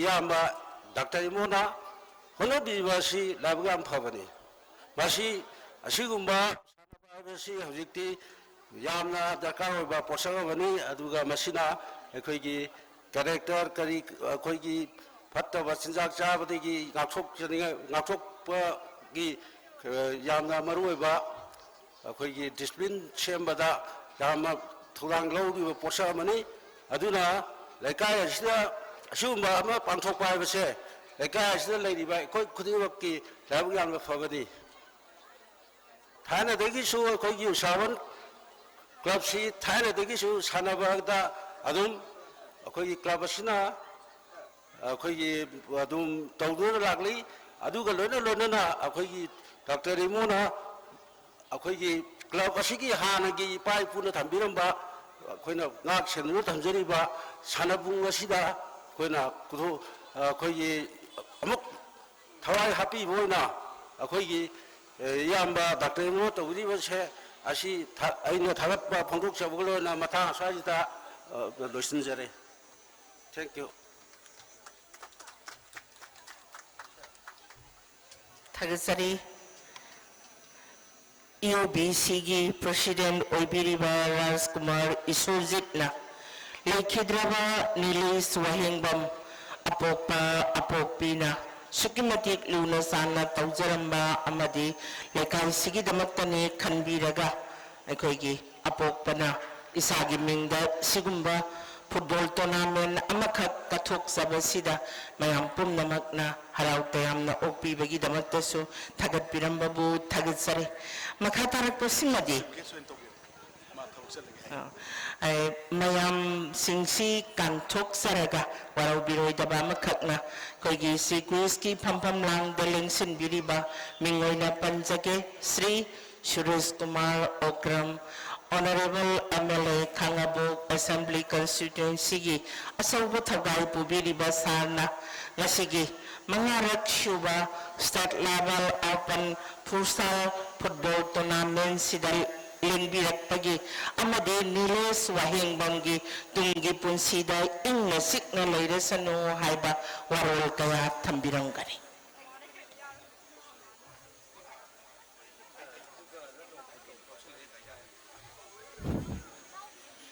ꯌꯥꯝꯅ ꯅꯨꯡꯉꯥꯏꯖꯔꯦ ꯑꯩꯈꯣꯏꯒꯤ ꯉꯁꯤꯒꯤ chief gas Shri ꯁꯨꯔꯖ ꯀꯨꯃꯥꯔ ꯑꯣꯀ꯭ꯔꯝꯅ ꯍꯥꯏꯕꯤꯈꯤꯕꯁꯤꯗ ꯃꯍꯥꯛ ꯃꯃꯥꯡꯒꯤ ꯆꯍꯤꯗ ꯑꯩꯈꯣꯏ closing ꯁꯦꯔꯃꯣꯅꯤꯗ ꯌꯥꯎꯕꯤꯔꯝꯕ ꯃꯇꯝꯗ ꯑꯩꯈꯣꯏꯒꯤ ꯃꯁꯤ ꯗꯦ ꯑꯦꯟꯗ ꯅꯥꯏꯠ ꯁꯥꯟꯅꯔꯒꯗꯤ ꯌꯥꯝꯅ ꯌꯦꯡꯕ ꯅꯨꯡꯉꯥꯏꯒꯅꯤ ꯍꯥꯏꯕꯤꯔꯝꯕꯗꯨ ꯑꯩꯈꯣꯏ ꯍꯟꯗꯛꯀꯤ ꯆꯍꯤꯁꯤꯗꯗꯤ ꯑꯩꯈꯣꯏ ꯗꯦ ꯑꯦꯟ ꯅꯥꯏꯠꯀꯤ ꯁꯤꯟꯖꯔꯕꯅꯤ ꯑꯗꯨꯕꯨ ꯁꯥꯔꯒꯤ ꯑꯆꯤꯟꯕ ꯂꯩꯕꯗꯒꯤ ꯊꯨꯅ ꯆꯠꯄꯤꯒꯅꯤ ꯍꯥꯏꯔꯕꯅꯤꯅ ꯃꯁꯤ ꯑꯩꯈꯣꯏ ꯁꯥꯔ ꯆꯠꯈ꯭ꯔꯕ ꯃꯇꯨꯡꯗ ꯃꯩꯁꯤꯡ ꯑꯁꯤ ꯇꯧꯔꯒ ꯑꯩꯈꯣꯏ ꯅꯥꯏꯠꯇꯁꯨ ꯑꯩꯈꯣꯏ ꯁꯥꯟꯅꯅꯕ ꯍꯣꯠꯅꯖꯔꯦ ꯃꯗꯨ ꯈꯛꯇꯪ ꯁꯥꯔꯕꯨ ꯊꯥꯒꯠꯄ ꯐꯣꯡꯗꯣꯛꯆꯔꯤ ꯊꯦꯡꯛ ꯌꯨ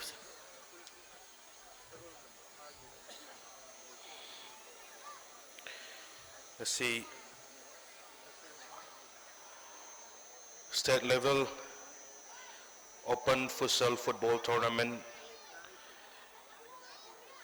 ꯃꯉꯥꯔꯛ ꯁꯨꯕ ꯏꯅꯥꯎ ꯅꯤꯂꯦꯁ ꯋꯥꯍꯦꯡꯕꯝꯒꯤ ꯅꯤꯡꯁꯤꯡꯕ ꯑꯣꯏꯅ ꯁꯤꯟꯕꯤꯔꯤꯕ ꯁ꯭ꯇꯦꯠ ꯂꯦꯚꯦꯜ ꯇꯣꯔꯅꯥꯃꯦꯟ ꯑꯁꯤꯒꯤ ꯍꯧꯗꯣꯛꯄ ꯅꯨꯃꯤꯠ ꯑꯁꯤꯒꯤ ꯄ꯭ꯔꯁꯤꯗꯦꯟꯒꯤ ꯐꯝꯐꯝꯗ ꯂꯦꯡꯁꯤꯟꯕꯤꯔꯤꯕ respected doctor A.K. Jaljit, Shri Megha Chandra Singh,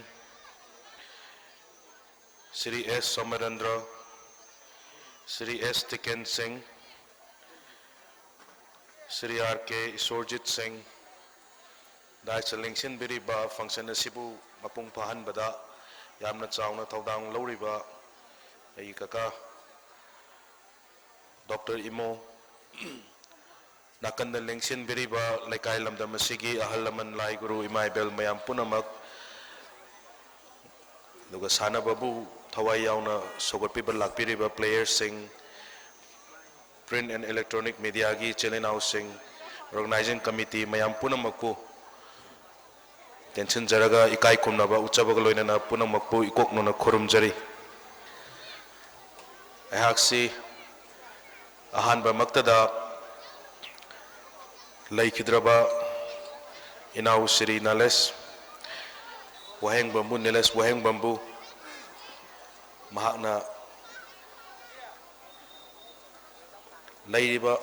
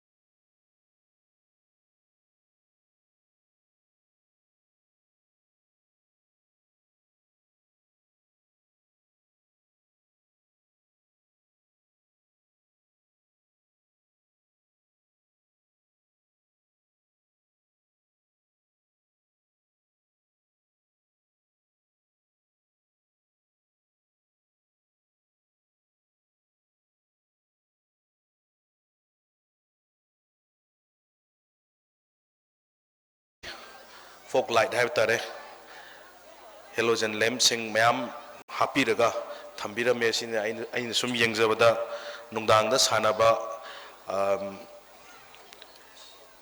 almost yaramani haina ai thajajai yamna yaujanimbani adubu marakta sanaba amada ai kaka Dr. Imo ga phauna jaraga nungdang sanaba amtang di yengba laksage masi yamna entertaining oigadaw male aina sum khanjarakpada khoigi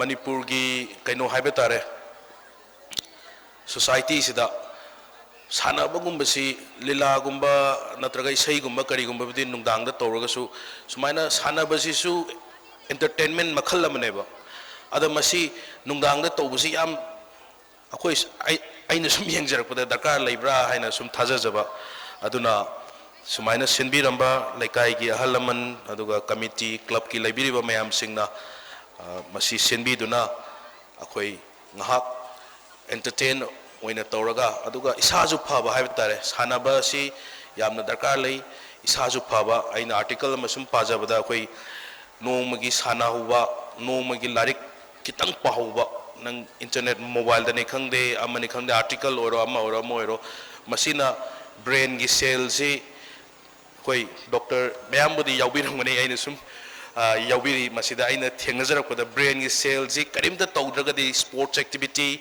natraga karigumma larik amma natraga article amma karigumma nomagi pahaudragadi sum nam oisangne sum kaino tawsangina brain gi cell ji develop torokte hai aduna akhoi sigumba activity myam ji torokandadi akhoi brain gi cell ji develop tawre ga na mai ga hai adugi mathakta ngasai su thambiramba अखोई Cairo लेकाय सिदा मणिपुर दा आइना club organisation लैरिबा लेकाय सिगी लैरिबा अदुगा लैरिबा organising committee लैरिबा इमाइबेल मेरा पाइबिगे इमाइबेल सिंग दा request तौजनिंग से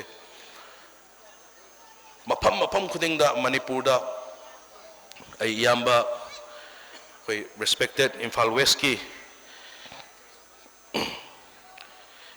की SP याम्बा मेघचंद्र सु यावरी मोइगी पुलिस डिपार्टमेंट असु याम चाउना इनिशिएटिव लौबिरमगनी हाइना थाजजै मणिपुर से अखोइगी गोल्डन ट्रायंगल हाइबतारे बर्मा इंटरनेशनल बॉर्डर गा नकनबा अदुगी इफेक्ट ना हाइबतारे हाना मरक अमदी अखोइ मसी सिधरुरबनी आइना सुम थेंगनजबदा आइगी केंद्र दा हाइरो आइगी कॉन्स्टिट्यूएंसी दा हाइरो अतो अतोप कॉन्स्टिट्यूएंसी सिंग दा अतो अतोप लम सिंग दा अखोइ मयाम सिंग से हानदी ड्रग चारम्बे ड्रग चाबसिदा मयामना गुली चारमे टेबलेट चारमे हाय हुजिक्सी यामना सोक्चलकबा यामना हेंजलबा सोशल मीडिया दसु मयामने याम थेंगनरमगनी हेरोइन चाबगी हेरोइन अखोइगी सिरिंज तोरगा कापगी मसिगी कैनोसी मयामना हेंकलएबो अदुना aina mayam da request tawjaning ba club ki chilnaw sing da request tawjaning se masi akhoi mayam changaga fight tawdragadi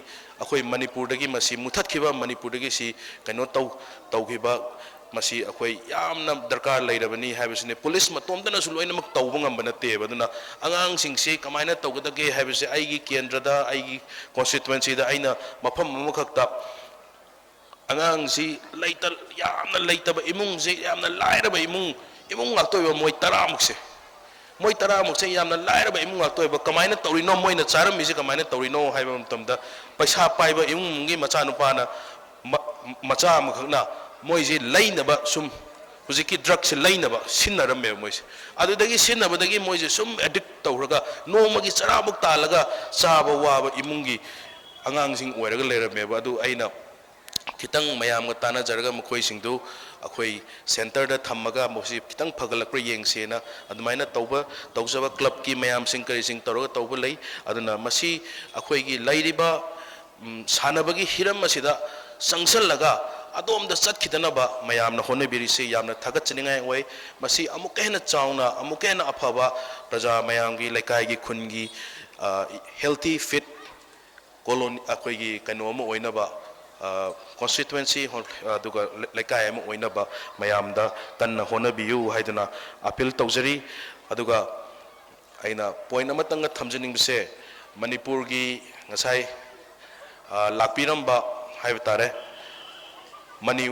manipur gi film actors sing haibtare maruaina actors sing si aina appreciate tawjaningi karigino haibda ai mafam anihum handaki football tournament sinba mafam anihum chachare ba da moise mafam ngasi jiga ahum lakne ba aina thengnajari se karigna habdi manipur gi sports tawriba moi actors ing la e haragadi angang akoi gi lairiba lekai gi ahal laman imaibel mayam sing sisu moi yengmoina lakpa yam henkale duna masigi through the haibtare sports sana haning ba angang adu mayam thola agadi angang zu lekai kar lekai gi angang ichali now sing mayam su loin mak thola ne baduna koina in a way koina sports si popular oina ba spread to bi damata moigi keno sing sibu thagachari manipur da laibiriba mafam sing da satpiduna masi amuke na chakhatna ba hona biu haiduna appeal tawjari aduna akoi manipur dagi ngasai hairibsne akoi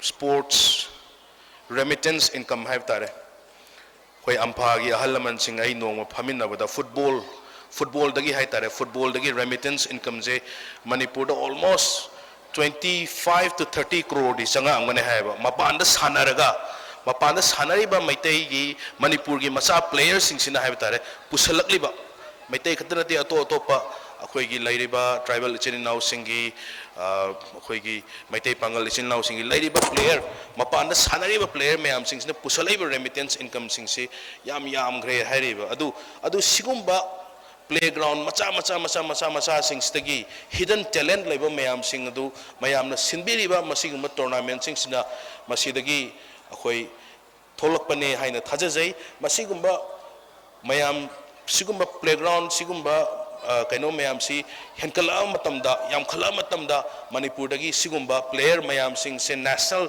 international sanawa yaba player mayam sing se tholakadoribni haina aihak na thajajai anna sililang liba organizing committee lekai gi club sing da hujik honari bisdagi hena amukka hena akoi thawai haksang yauna honabiu haki site gi su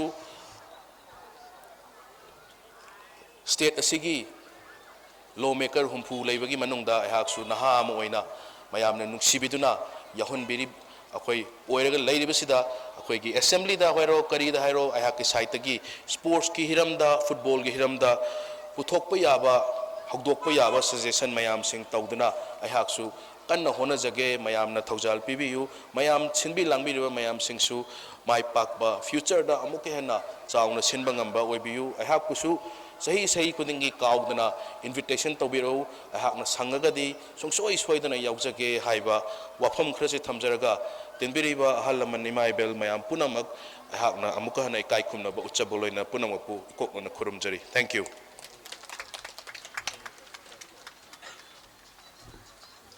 Tagasari sir guest honor gi phampam lang da lengsin bidiba Sri Suresh Kumar Okram Honorable MLA Kangabok Assembly Constituency bu tagat pongdok sai sarna laikai gi lampak masa sidagi haurak laga asawa arena da sanaba ngamlakkadabani haibagi wapam tambiramba amadi nisagi ipaktagi koi pumnamak lapthok laga haksang phaba mioi amamam oihorasi haidana tambirambagi damaktasu tagatpa amadi nungaiba phongdok sari makha tarakpa simadi koigi guest of honor gi phampam langda lengsin biriba mayam singsigi maraktagi cooperator ward number 10 gi asobu thagai pubiriba Sri S Tiken Singh nasigi mangarak shuba nilis waheng bangi football tournament hawdok pasida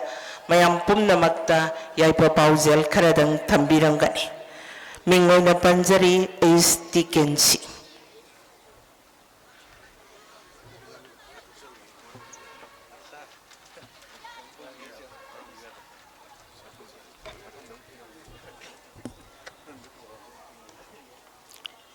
ngasi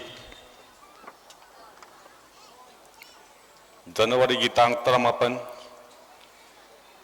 lising ani sumna kun nongwajing numit sum lamba akhoi gi mangarak suba nilas wahengbam gi akhoi gi opening ceremony open function football tournament asida ngasigi function asigi dice selection vidiba ikai khumnabada matik saraba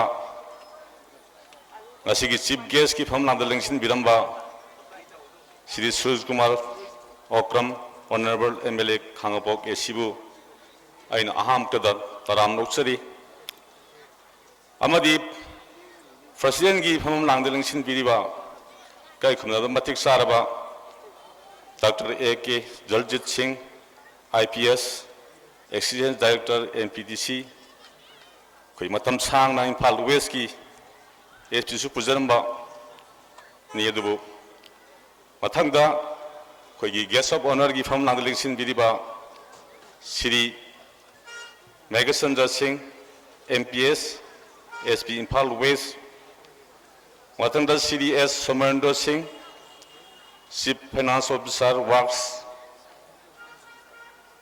Amadi Siri Y. Hamlet Singh, Founder Apunba Fitness Center,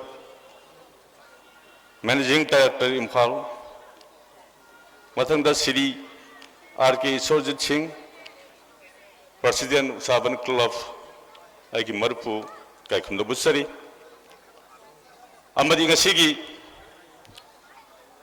function asigi koigi invitation pirubada hara harang election le lakpiriba print media gi snowsing electronics gi snowsing mang de election biriba koigi kai phna matik saraba halaman sesal manu pang khai ki buaina am to the taram na uksari ngasi asi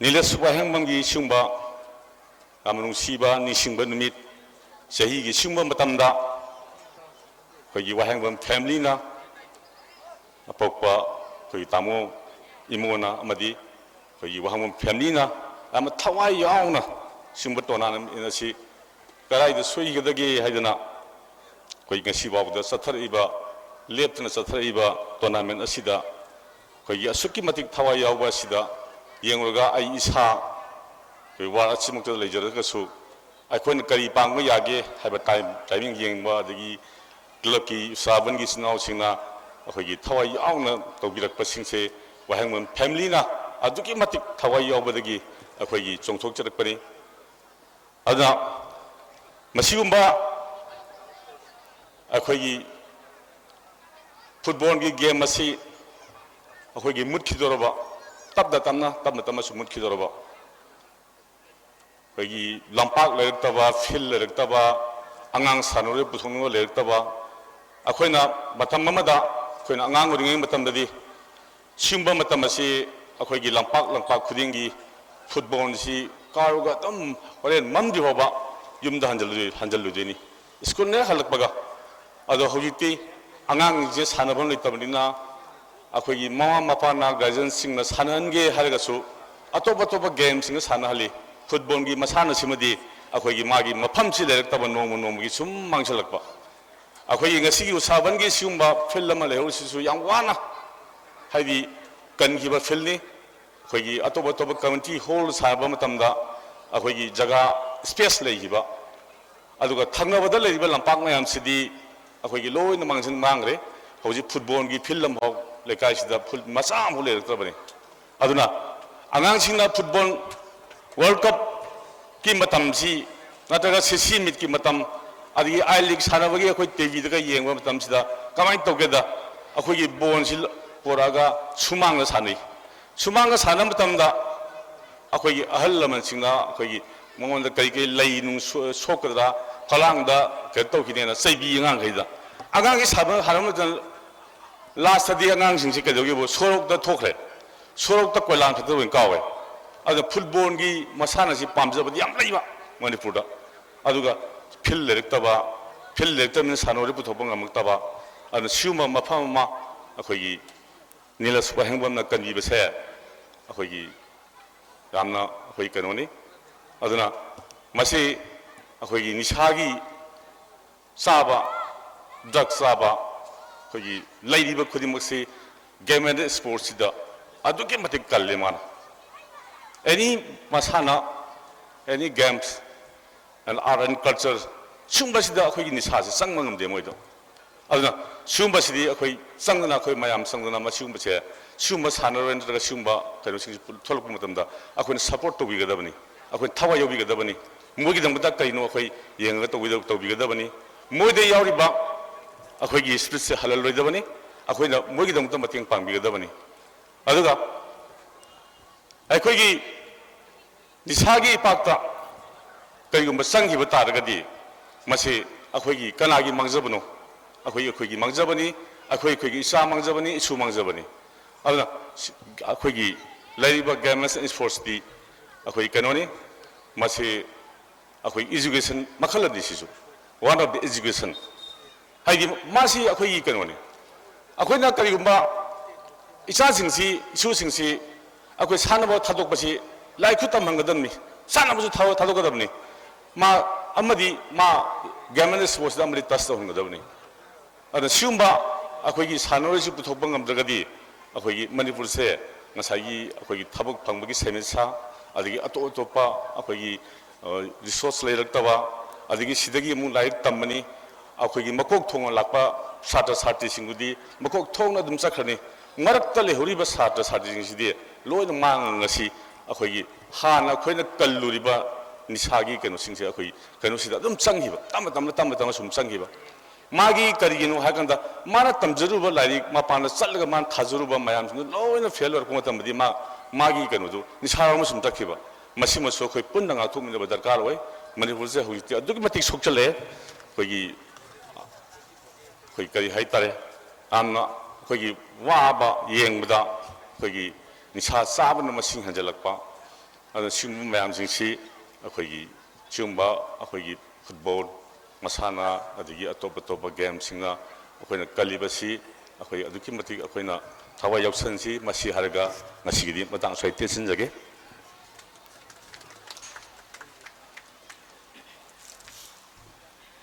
ꯊꯥꯒꯠꯆꯔꯤ ꯀꯣꯑꯣꯄꯔꯦꯇꯔ ward number 10 ꯒꯤ ꯑꯆꯧꯕ ꯊꯧꯒꯥꯏ ꯂꯧꯕꯤꯔꯤꯕ ꯁꯥꯔ ꯑꯦꯁ ꯇꯤꯀꯦꯟꯅ ꯂꯝꯄꯥꯛ ꯂꯩꯇꯕꯅ ꯁꯥꯟꯅꯔꯣꯏꯁꯤꯡꯁꯤꯅ ꯃꯇꯤꯡ ꯐꯨꯗꯣꯛꯄ ꯉꯝꯈꯤꯗ꯭ꯔꯦ ꯃꯔꯝ ꯑꯗꯨꯅ ꯂꯝꯄꯥꯛꯁꯤꯗꯤ ꯑꯁꯨꯛꯀꯤ ꯃꯇꯤꯛ ꯗꯔꯀꯥꯔ ꯑꯣꯏ ꯅꯧꯖꯔꯤꯕ ꯏꯟꯈꯠꯂꯛꯂꯤꯕ ꯑꯉꯥꯡꯁꯤꯡꯁꯤꯒꯤ ꯊꯧꯅꯥꯁꯤ ꯌꯨꯝꯗ ꯈꯛꯇ ꯎꯠꯄꯅꯗꯤ ꯌꯥꯔꯣꯏ ꯐꯤꯜ ꯍꯥꯏꯕꯁꯤ ꯌꯥꯎꯗꯕ ꯌꯥꯔꯣꯏ ꯍꯥꯏꯕꯒꯤ ꯋꯥꯐꯝꯒ ꯏꯔꯣꯏꯅꯅ ꯃꯌꯥꯝꯗ ꯃꯔꯨꯑꯣꯏꯕ ꯋꯥꯐꯝꯁꯤꯡ ꯊꯝꯕꯤꯔꯝꯕꯒꯤꯗꯃꯛꯇꯁꯨ ꯊꯥꯒꯠꯆꯔꯤ ꯃꯈꯥ ꯇꯥꯔꯛꯄꯁꯤꯗꯤ ꯒꯦꯁ ꯑꯣꯐ ꯑꯣꯅꯔꯒꯤ ꯑꯆꯧꯕ ꯊꯧꯗꯥꯡ ꯌꯥꯕꯤꯔꯤꯕ ꯃꯤꯡ ꯑꯣꯏꯅ ꯄꯟꯖꯒꯦ ꯆꯤꯐ ꯐꯥꯏꯅꯥꯟꯁ ꯑꯣꯐꯤꯁꯔ ꯋꯥꯛꯁꯀꯤ ꯑꯆꯧꯕ ꯊꯧꯒꯥꯏ ꯄꯨꯕꯤꯔꯤꯕ ꯁ꯭ꯔꯤ ꯑꯦꯁ ꯁꯣꯃꯔꯦꯟꯗ꯭ꯔꯣ ꯉꯁꯤꯒꯤ ꯅꯤꯂꯤꯁ ꯋꯥꯍꯦꯡꯕꯝꯒꯤ ꯐꯨꯠꯕꯣꯜ ꯇꯣꯔꯅꯥꯃꯦꯟ ꯍꯧꯗꯣꯛꯄ ꯑꯃꯗꯤ ꯅꯧꯖꯔꯤꯕ ꯑꯉꯥꯡꯁꯤꯡꯁꯤꯒꯤ ꯃꯊꯧꯅꯥꯁꯤꯡꯁꯤꯒꯤ ꯃꯔꯝꯗ ꯋꯥꯍꯩ ꯈꯔꯗꯪ ꯊꯝꯕꯤꯔꯝꯒꯅꯤ ꯁꯥꯔ ꯑꯦꯁ ꯁꯣꯃꯔꯦꯟꯗ꯭ꯔꯣ ꯁꯤꯡ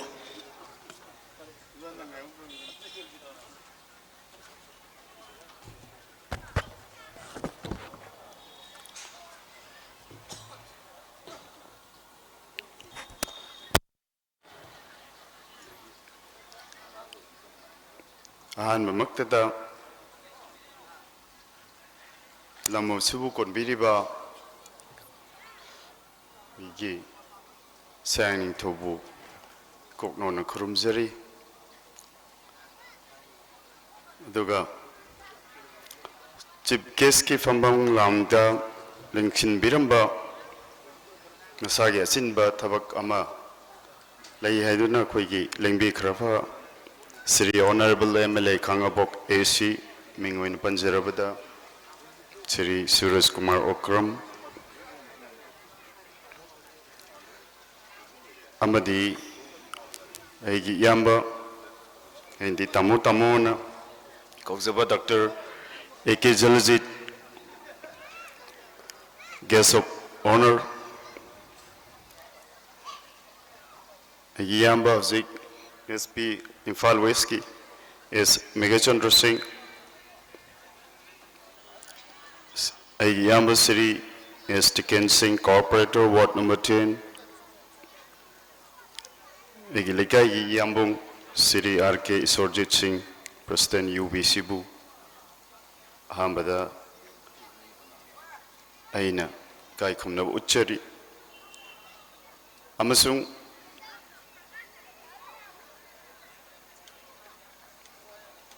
ꯐꯨꯠꯁꯥꯜ ꯑꯁꯤꯕꯨ ꯊꯋꯥꯏ ꯍꯥꯞꯄꯤꯕ ꯂꯥꯛꯄꯤꯔꯤꯕ ꯑꯍꯜ ꯂꯃꯟ ꯆꯦ ꯏꯆꯜ ꯀꯩꯔꯣꯏ ꯂꯩꯀꯥꯏꯒꯤ ꯑꯃꯗꯤ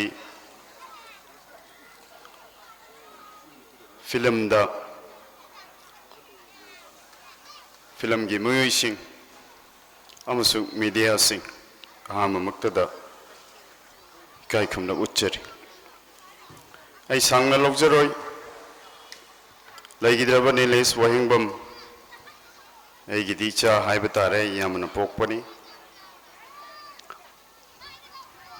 ꯃꯌꯥꯝꯅ ꯗꯥꯏꯁ ꯃꯦꯝꯕꯔꯁꯤꯡꯅ ꯐꯨꯠꯕꯣꯜꯒꯤ ꯁꯥꯟꯅꯕ ꯀꯥꯟꯅꯕꯁꯤꯡ ꯍꯟꯖꯟ ꯍꯟꯖꯟꯅ ꯃꯌꯥꯝꯅ ꯑꯩꯅ ꯍꯥꯏꯖꯔꯔꯣꯏ ꯃꯌꯥꯝꯅ ꯀꯔꯤꯅꯣ ꯍꯥꯏꯕꯗꯨ ꯂꯣꯏꯅ ꯈꯪꯕꯤꯔꯕ ꯉꯥꯛꯇꯅꯤ ꯑꯩꯅ ꯇꯦꯟꯇꯛꯅ ꯋꯥꯍꯩ ꯑꯅꯤ ꯑꯍꯨꯝ ꯈꯛꯇꯪ ꯊꯝꯖꯒꯦ ꯃꯗꯨꯗꯤ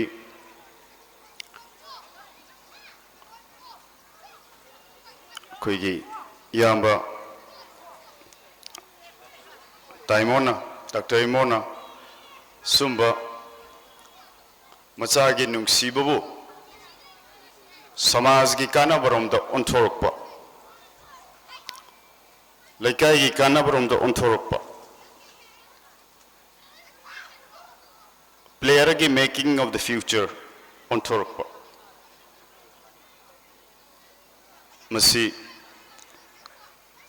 ꯍꯥꯏꯅꯤꯡꯉꯥꯏ ꯂꯩꯇꯅ ꯏꯌꯥꯝꯕꯕꯨ ꯑꯩ ꯊꯥꯒꯠꯆꯩ ꯃꯥꯡꯗꯁꯨ ꯃꯥꯏ ꯄꯥꯛꯅ ꯃꯔꯤꯔꯛ ꯁꯨꯅ ꯄꯥꯡꯊꯣꯛꯄ ꯉꯝꯈ꯭ꯔꯦ ꯇꯨꯡꯗꯁꯨ ꯄꯥꯡꯊꯣꯛꯄ ꯏꯌꯥꯝꯕ ꯇꯥꯃꯣꯅ ꯂꯩꯔꯤꯈꯩ ꯄꯥꯡꯊꯣꯛꯄ ꯉꯝꯕ ꯑꯣꯏꯁꯅꯨ ꯍꯥꯏꯕ ꯑꯩꯒꯤ ꯏꯁꯣꯔꯗ ꯑꯆꯦꯠꯄ ꯊꯥꯖꯕ ꯊꯝꯖꯕꯒ ꯂꯣꯏꯅꯅ ꯏꯌꯥꯝꯕꯕు ꯃꯇꯝ ꯈꯨꯗꯤꯡꯃꯛꯇ ꯑꯩꯅ ꯂꯩꯔꯤꯃꯈꯩ ꯏꯌꯥꯝꯕꯒꯤ ꯀꯩꯅꯣꯝꯒꯤ ꯃꯪꯂꯥꯟ ꯑꯁꯤ ꯑꯩ ꯑꯗꯨꯝ ꯁꯄꯣꯔꯠ ꯇꯧꯗꯨꯅ ꯂꯩꯒꯅꯤ ꯍꯥꯏꯕ ꯋꯥꯍꯩꯁꯤꯃꯁꯨ ꯑꯩ ꯊꯝꯖꯒꯦ ꯑꯗꯨꯒ ꯀꯩꯔꯣꯏ ꯂꯩꯀꯥꯏꯁꯤꯡ ꯑꯩꯒꯤ ꯅꯨꯡꯁꯤꯖꯔꯕ ꯏꯌꯥꯝꯕꯁꯤꯡ ꯏꯃꯥꯟꯅꯕꯁꯤꯡ ꯏꯅꯥꯎꯁꯤꯡ making of the player, making of the future player, or making of the nations, or making of the state. Si achauba thogai yabiriba aigi kairoi lekai nungsijaraba aigi kairoi lekai gi members singsu achetpa thajabaga loinana hanba leikta thaunaga loinana mai pakpa tungda lakadoriba mai pakpa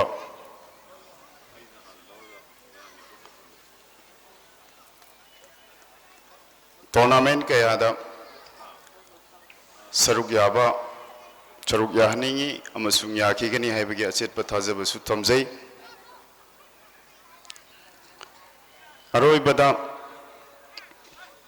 aina thamjaningba wahidi wakhallondi players singna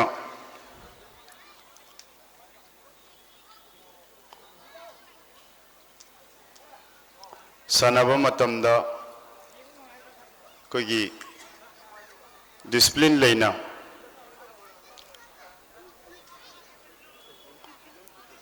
tournament asibu saruk yahaningi discipline haibasi mafam khutimakta not only on the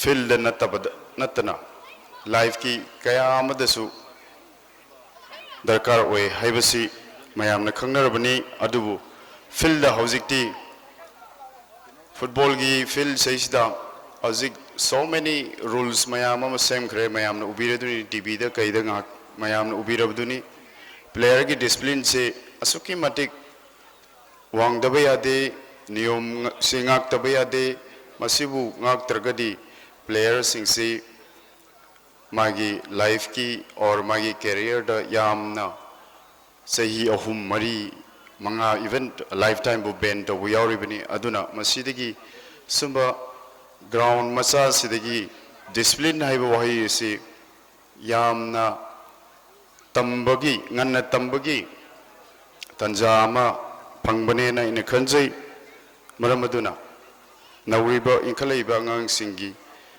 participate tawriba players sing sida discipline si yamna mayek singna mapung phana ngakna sanaraga tournament asibu laikidrabai gi now egi chanupa Nilesh Wahengmungi tournament asibu mai pakna sanabiyu amasung tournament dugi laibuk phaba cup lawba ngambo oibiyu haiba wahi kharase thamjaraga mayam digi aroiba bidai lawji.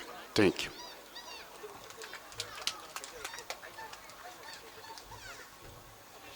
Tagasari Chief Finance Officer Wangski Asoba Thogai Pubiriba Sar is Somarendrona Sanaroi Singh Amadi Masigi Sili Langliba Nilesh Wahengbamgi Imong Manungi Oiba Isagi Oiba Warol Kaya Tambiram Yamanungai Zay Masigi Haubadagina Loiba Pauba Saruk Yabiriba Mayam Sing Sigi Kwai Dagi Mitunglen Oibikiba President ki Pampam Lang de Lengsin Biriba Kogi Sir Mingoina Panjari Dr.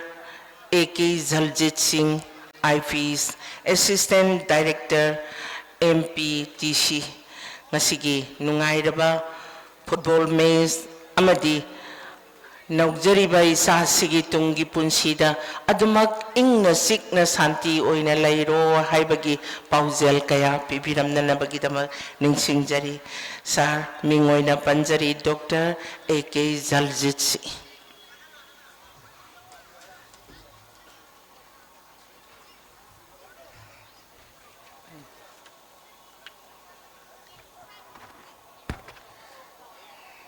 Lengshin Biriba Nasigi Nilesh Wahengbamgi Futsal Football Tournament Sida Lengshin Biriba Ahalaman Laiguru Si Ne Marumapang Kudingma Poina Ihana Mutada Noluksari Loina Nasigi Dies the Lengshin Birambam di Hususi Lengshin Biriba Mingoi Namuana Panjadravasu Puno Koina no luxury Ikai Kunabusari that is the Pambami Masingi Yamamina Wazi Mangatra Hive the Panam Samayam Loy Board Sunaramani I Bason Tokzeroi Bason Kitabak I want the just half a minute Katapibiro I can't hijack the Ubalajade Mayam Hana Kambirabni Nasigi San Nilesh Wahengbamgi Ningsing Numit Aseda Football na wayna mayam da kudon tambiraga mayam bungahak discipline gi lam da mahi tambagi lam lom da sanction laga mayam da kudol lama tawbiriba akoi Dr. Respected Dr. Imo asoba kudol lena khanjai laikai sigi wayna yamna kari haitare asa tawngai waiba kudol ni ngasi lengshin birba hujujik lengshin birba mayam punamangna football si hauba yana ba ai mamangda lengshin biram mamangda hai wa ngangbi kiba punamangna haibe yaba punamang to haibi khabanina masina dum ngasi yoina yare haina ai se laujaraga ai matang sida tension jarge punamok bu amonna thagasari thank you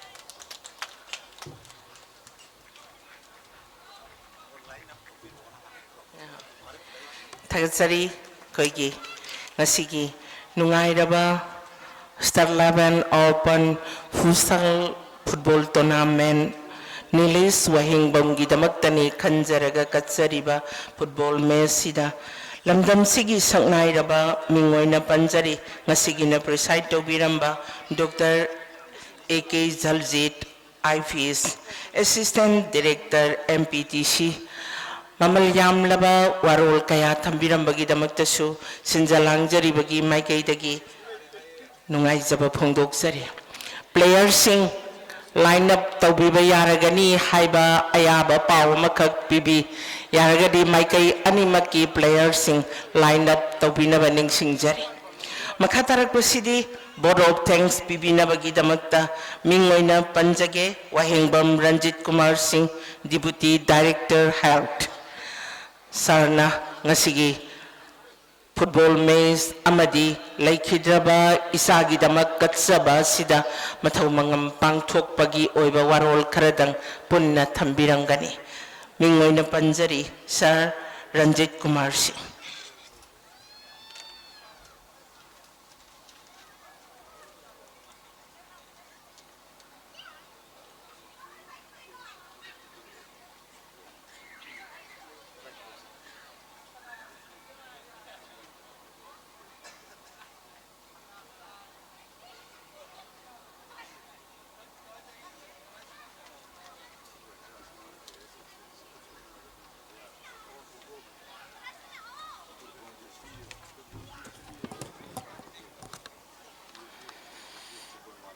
State level open futsal football tournament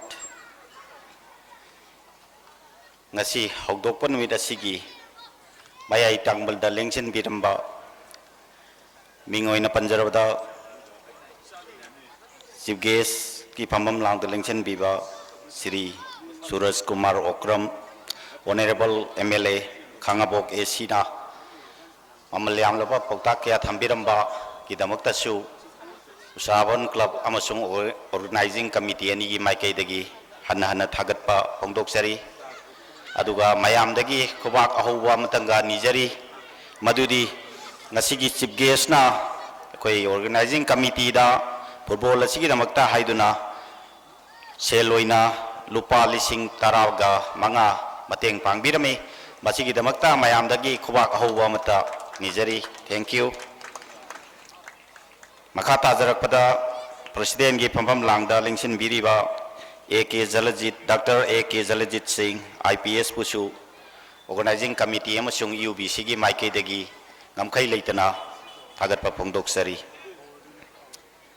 loinana aginao Sri S Somarendra Singh Chief Finance Officer Works nasu lupa lising manga amaga mateng pangbirame masigi damakta su mayam dagi khubak ahuwa matang nijari loinana Sri Salam Tiken Singh Cooperator Ward number 10 Guest of Honor gi phampham langda lengsen biramba sigi su aikoina ngamkhai leitana thagatpa phongdoksari loinana mayam gi mafam dagi mahaki damakta su khubak ahuwa matang nijari mahagna lupa lising manga amaga mateng pangbirami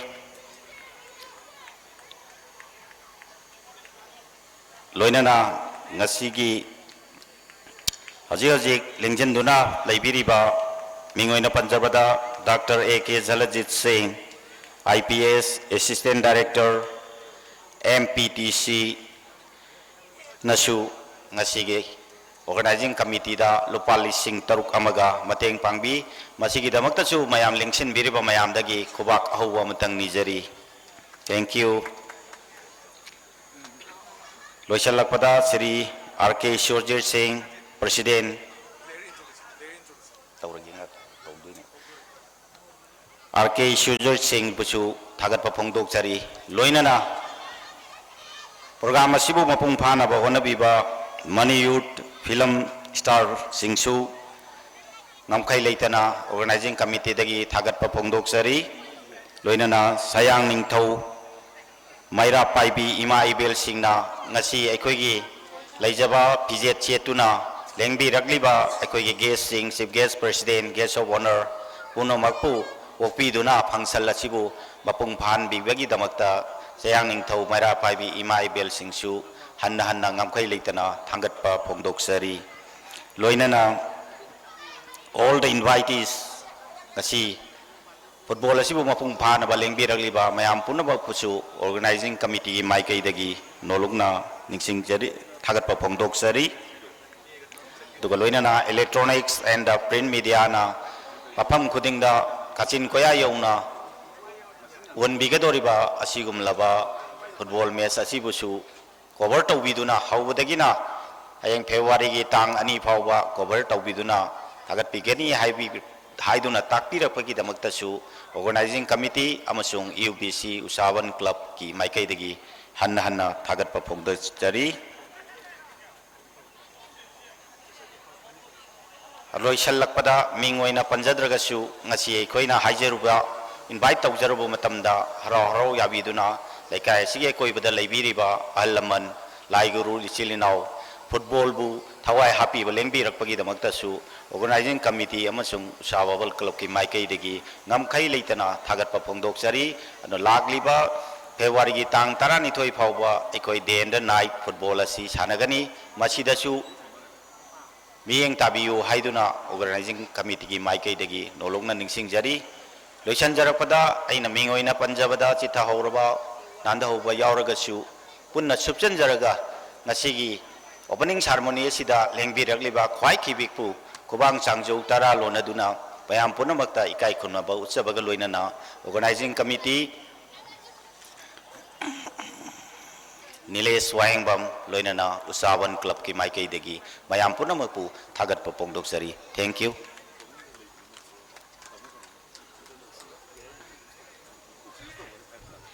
थागतसरी board of thanks की सौ थौगाई लौबीदुना Wahengbam Ranjit Kumar Singh deputy director health ना पुमनमकपु तरामना ओक्सबा मदि थागत पिरंबगिदमक्तसु थागतसरी लोइनना दाइसदा लेबिरिबा खुदिंगमकना ngasiगी player सिंगसिबु सखंग माइखंग नबगी मिकुपतु Matang सिदा लौजगे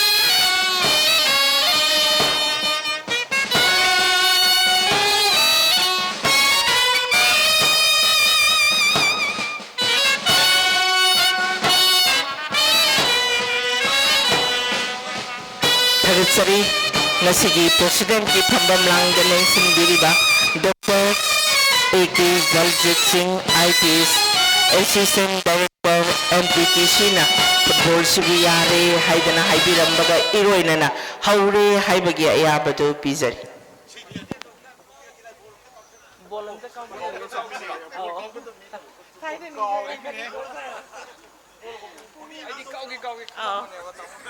कई यामना तंजा साबा हाइबताई ngasiगी फुटबॉल टूर्नामेंट सिगी लेफ्ट राइट लेबिरिबा प्लेयर सिंग लाइबक यम फबा मिकुप तुमकनी प्रेसिडेंट ना काउरकपा बॉल दु ओकलगा अदोम अदोंगी गोल सन्ननबगी आसा लेपियो हाइबगी याबा सिमा थंजरी प्रेसिडेंट की खुकाउ सिनी रेडी 1 2 3 स्वा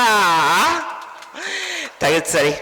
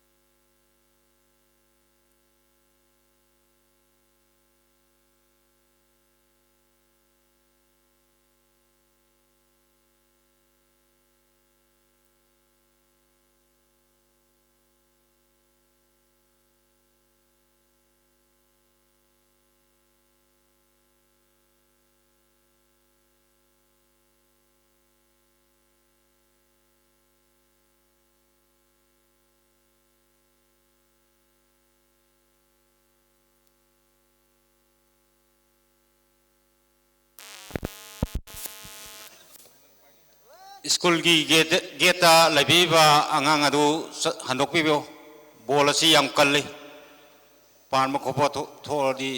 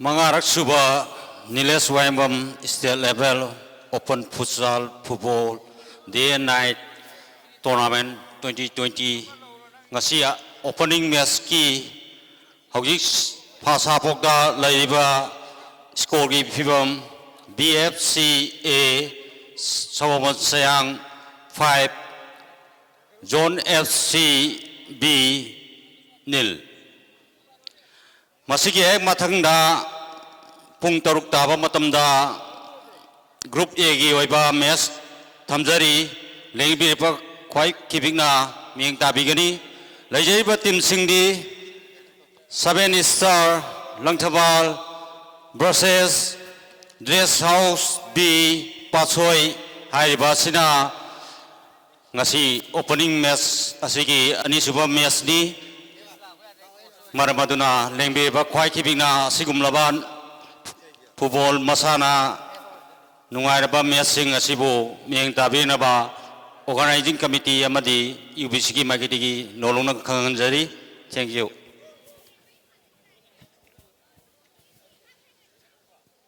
Mathangda sem saduna lebiyo khogi mathang sanagadu team sing lakpiragadi organizing committee da report tawina ba ningsing jari.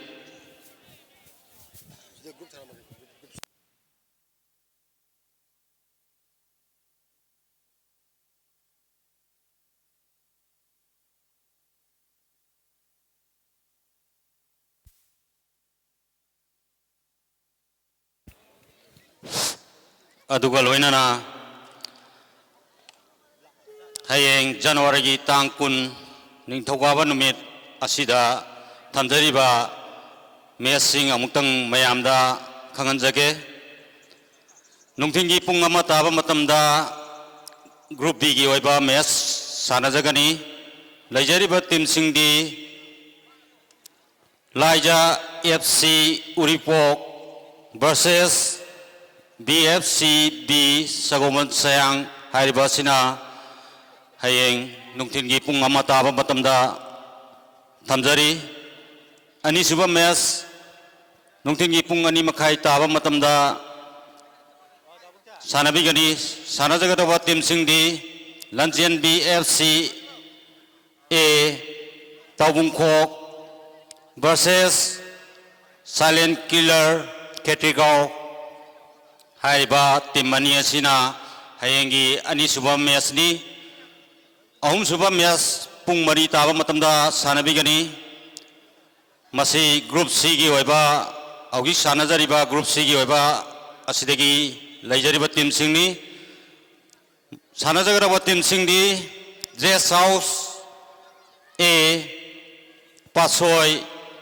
versus LDS Thongju Haiba sina hayengi om sumba match ni match asi manga thamjai mathangi match pung manga makhai taba matamda group D gi oiba match thamjari sanajagaraba team singdi Apunba FC Sagombol versus RFCB Khanam Lairak haiba sina hayengi mari suba match ni aduga aroiba pung taret Taba matamda thamjariba group E oiba team singdi RFCA Khanam Lairak versus UTLWOFC A Uripok haiba sina hayengi mesingi highlight ni maramaduna lengbi ba khwai khibingna hayengi asumlamba Yamna nungaraba mes mayama sibusu miyeng tabi na ba organizing committee makidigi hanana mukasu ningsing jari. Thank you.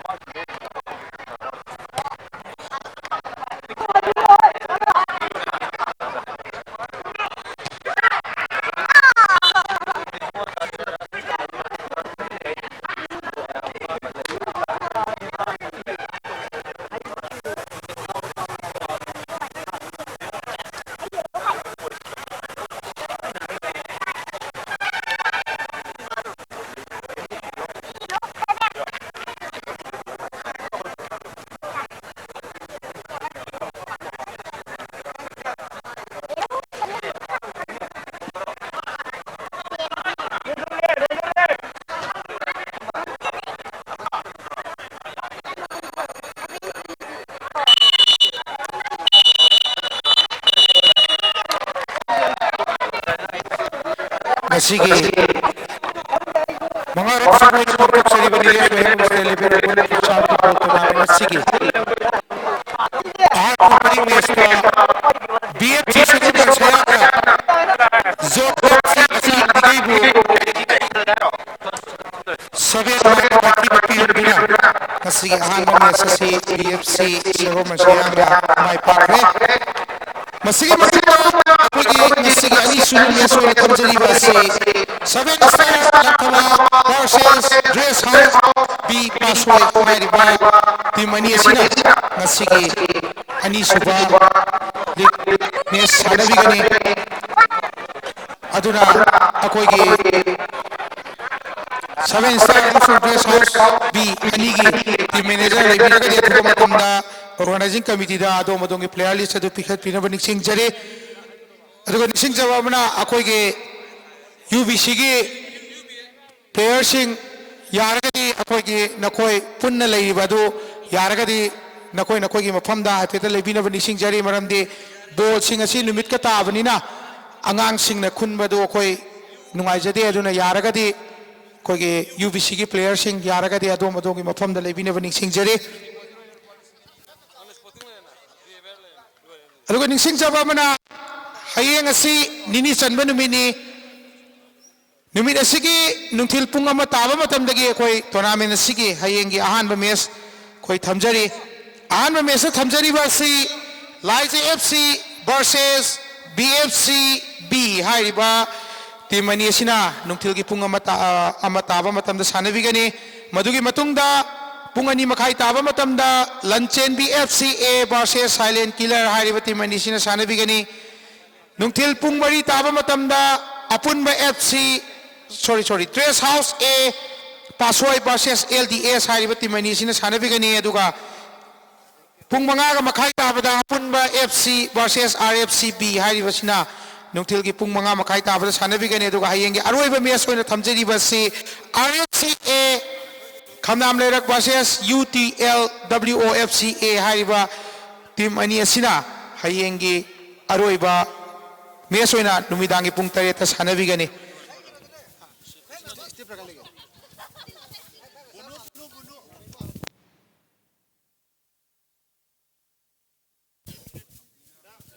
aduga ningsing jaba mana akoi hojik indamdagi matam go oibaga akoi gi numidang da pangthokpa football gi masana oibana participate tawini ba team singna adom da pikhiba matam sing adu matam sana lingbi rangna basu organizing committee amachu usaban club ani gi makai dagi naru ningsing jari hojik ake matungda ngasigi ani suba match oina Laijariba si 7 Star Lanthawa versus Dress House B Pasway hariba team ani asina group A gi team ani asina hojik sanabigani awang thagabagida angapa machu setuna line up tawriba si 7 Star Lanthawa gi player ni aduga yellow machu litlaga makha thapa maikaida leiriba sina Dress House B Pasway gi player ni mayamna haki matungda hariba team ani sigi fajarba football gi masana adu sungsoi soidana miyeng tama pangbiragani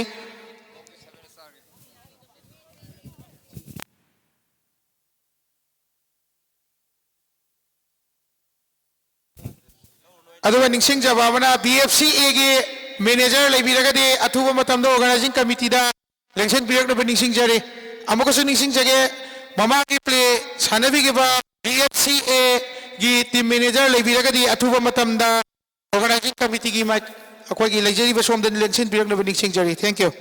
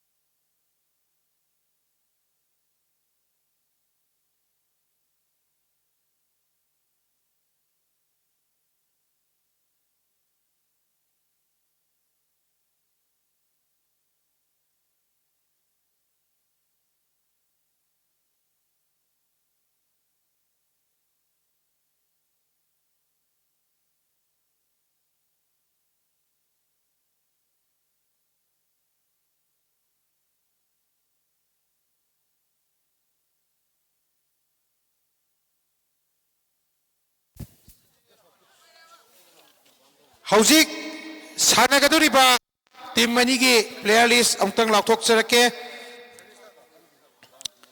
7 star ꯂꯪꯊꯕꯥꯜꯒꯤ ꯔꯤꯄ꯭ꯔꯖꯦꯟ ꯇꯧꯕꯤꯔꯤꯕ ꯑꯁꯤ ꯑꯍꯥꯟꯕ playing 5ꯇ ꯂꯩꯔꯤꯕ ꯑꯁꯤ ꯅꯣꯡꯄꯣꯛꯉꯥꯟꯕ jersey number 1 goalkeeper Binoy jersey number 9, Jensen jersey number 16, Lantingam jersey number 7, Lambu jersey number 3, Haiba asina ahanba playing 5 aduga substitute laiba asina Bisorji jersey number 11, Adi jersey number 2 amasung Sebasa jersey number 8.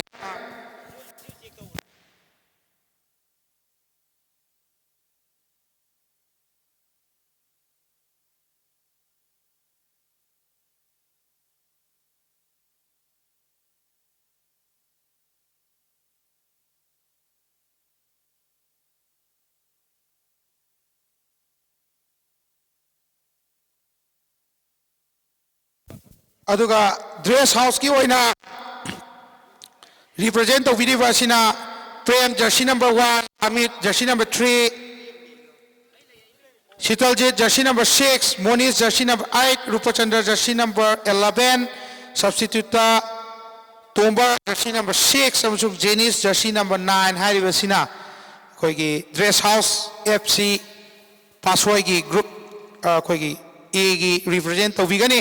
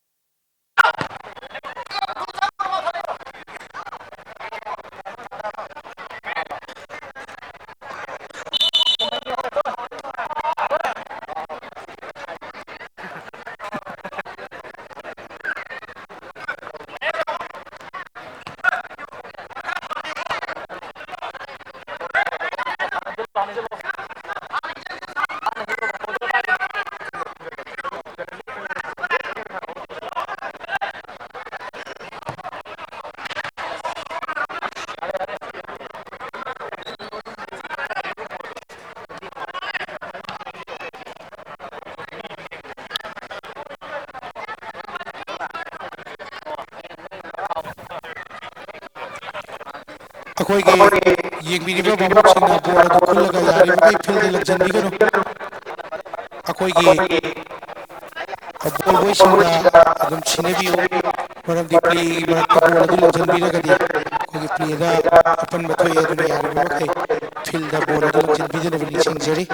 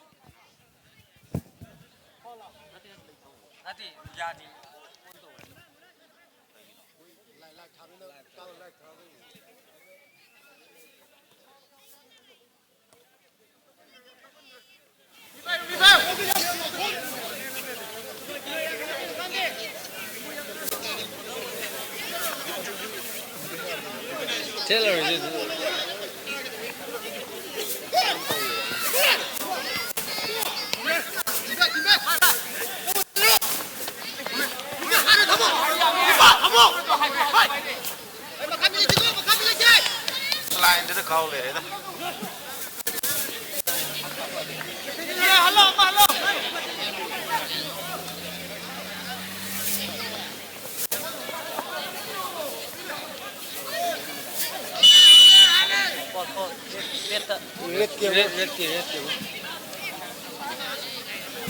Nanti loh.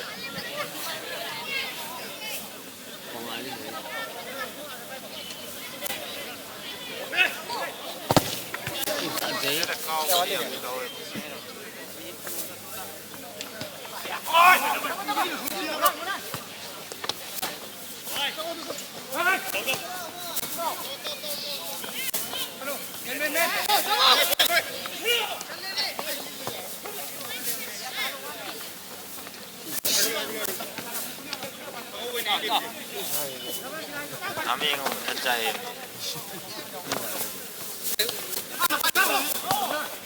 Ya, cari dulu.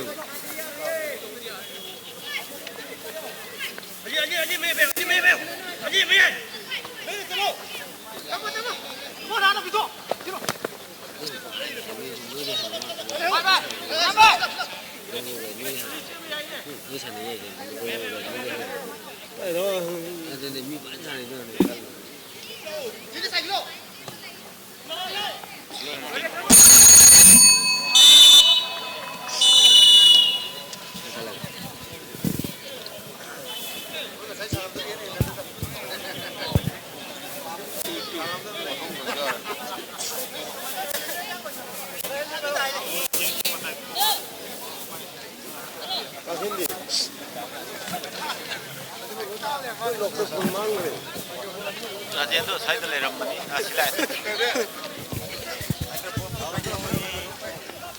Akaran lo napindi. Apa ni? 20. 20 adu mudalam mono.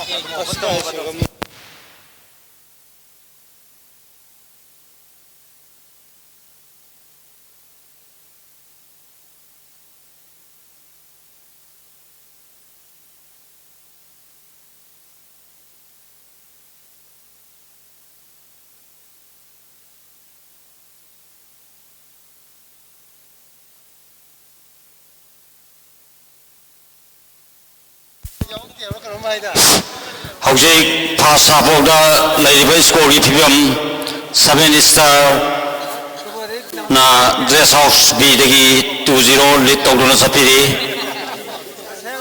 masti yang loy baga khoi ngasi gi opening match sana jaba loire lembi ba khoi kibinga hayengi match manga thamjari ba sibu meng tabi na ba nolong ningsing jari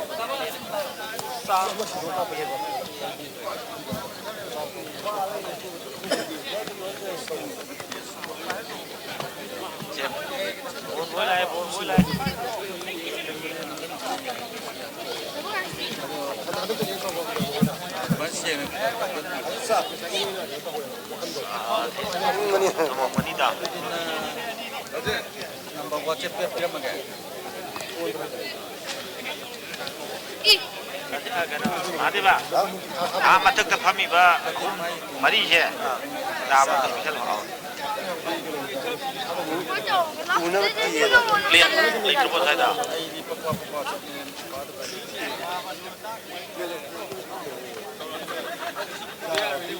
Ada jauh, mari kita pergi apa?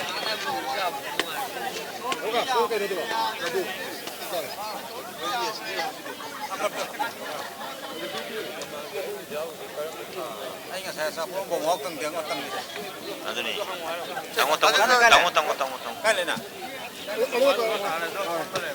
Kalau tuh TV sih, nggak bisa nggak lewat.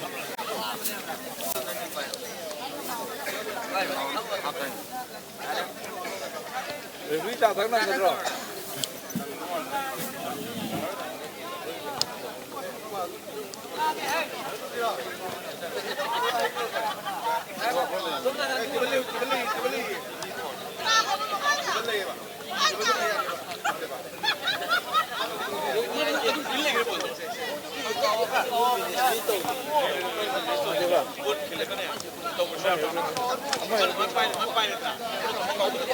Cari berapa?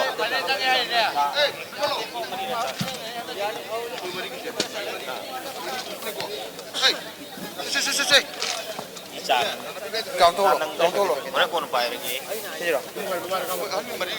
Nombor juga. Nombor saya.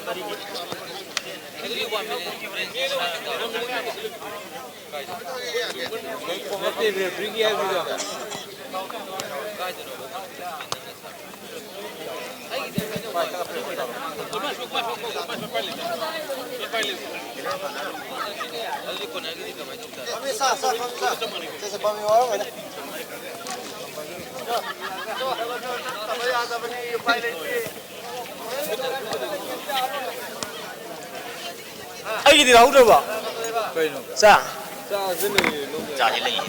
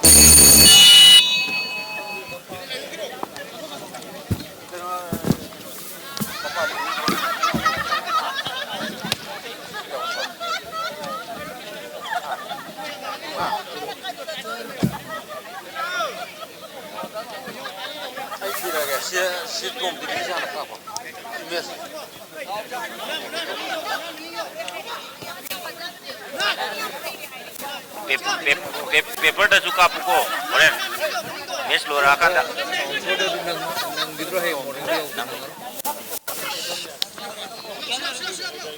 Nang ni, taudang dia nak kapuk, kaya aw. Tu ni, kue lembau gua taudang dah nak kapuk ko.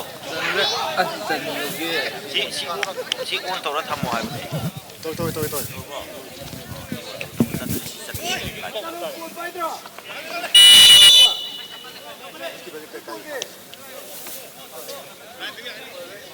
Kalau kan? Oh, nanti. Halo, si tom begini.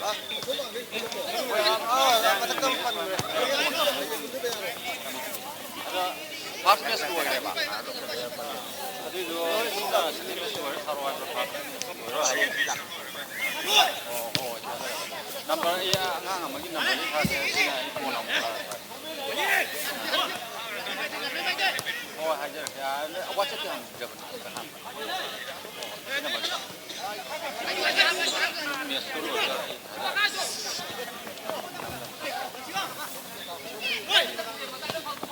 Ba ya MS for the ai cái nó cái number nó lâu gì không nó có number rồi lâu gì nó không ra cái nó cái với number quá với number đi number đã sana yang benar tahu ha udah sana tahu yang yang berada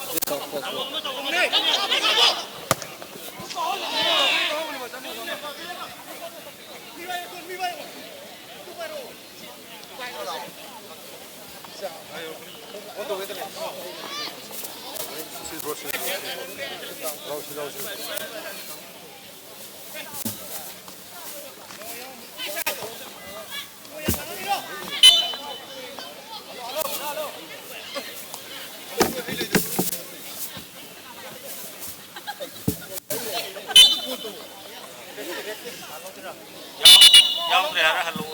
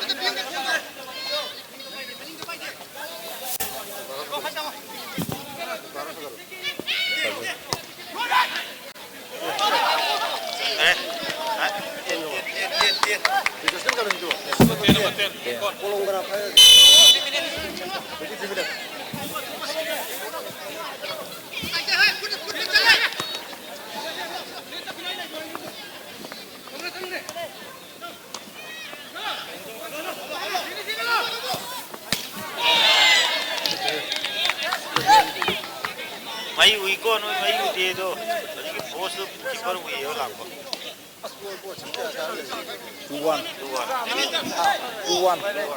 saat tigang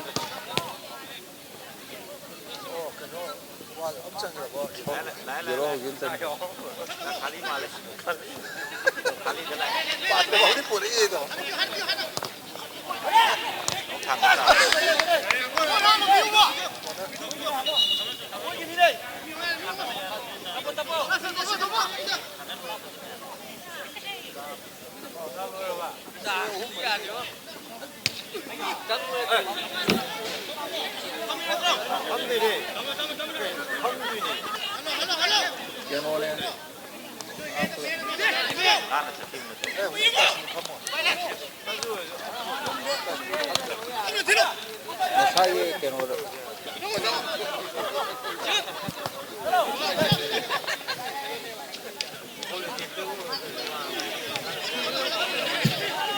Mahadeva nang jam biji kalau thangna berasi itu. Bijak. Nado ko. Kalau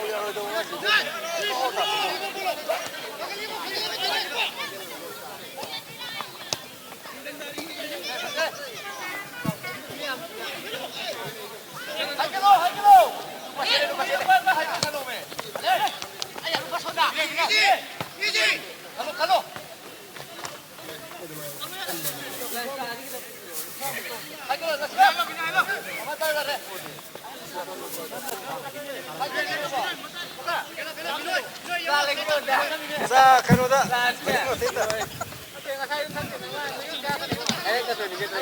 하여튼 만능 상기로 마대 어디로 와고.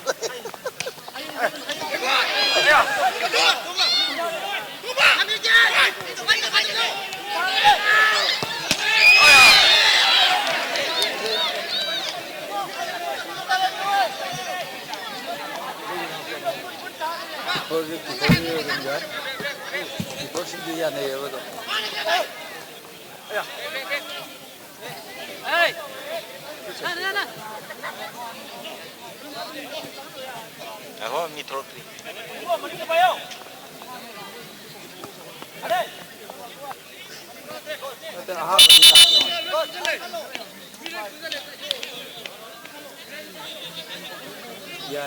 아하모지 스모에 컨도게.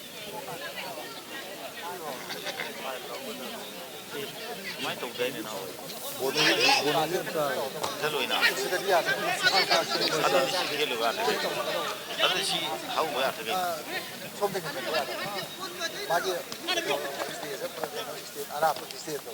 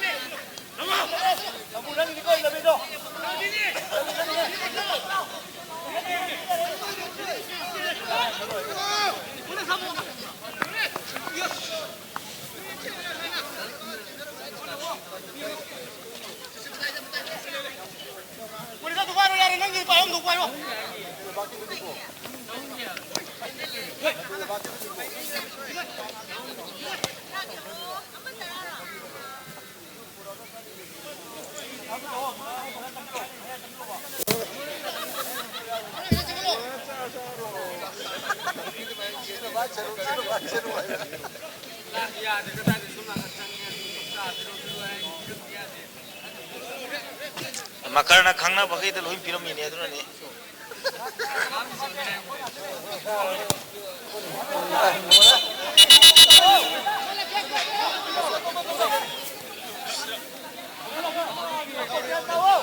못하러 가.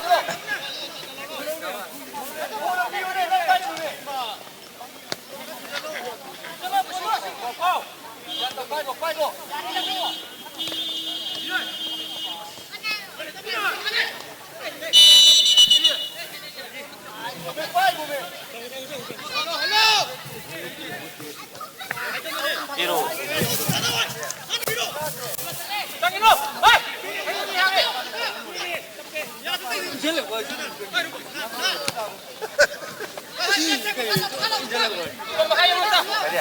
Kita mau dulu itu deh pak. Kita akan lekang sampai memang. Saya akan perjalanan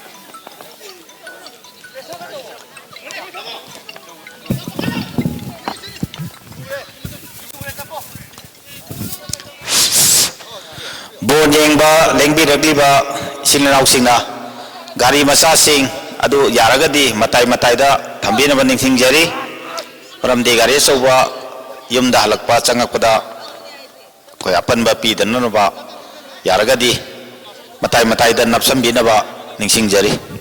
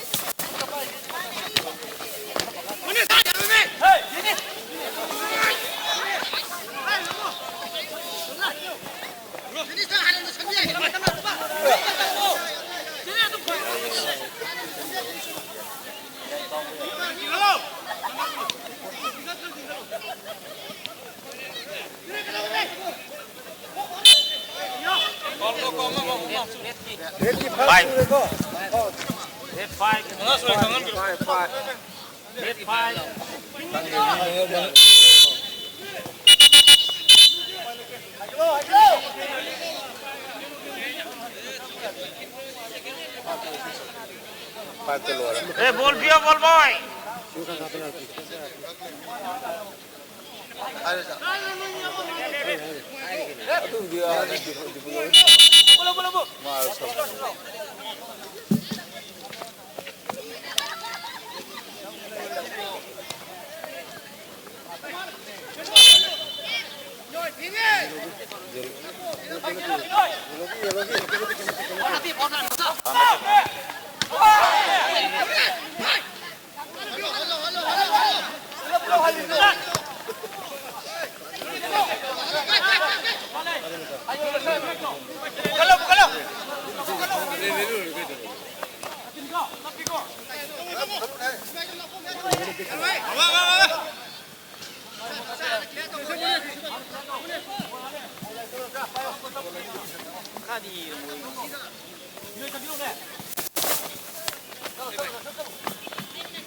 Hey, mau mata ada sih kan? Nang itu bola lang jali kayak gini.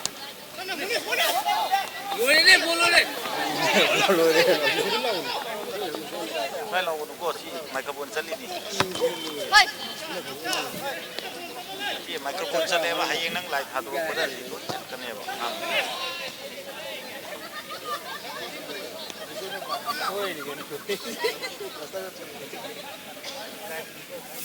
Ini live hai nih, lu cak kamu deh bang. Cila bang.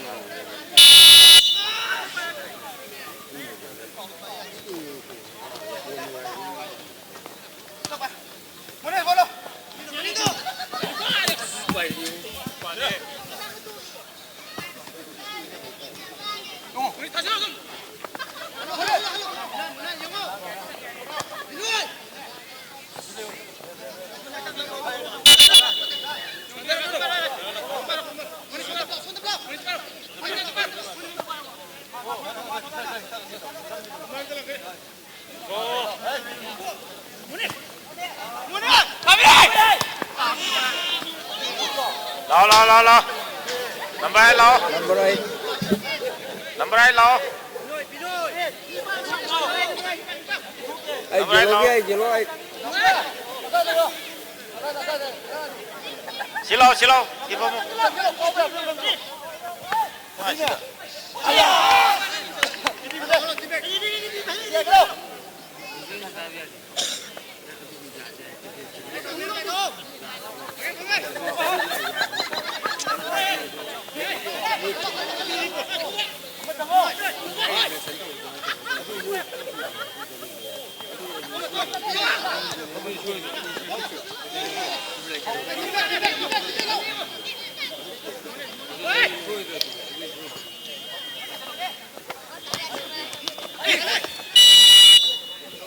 Yellow.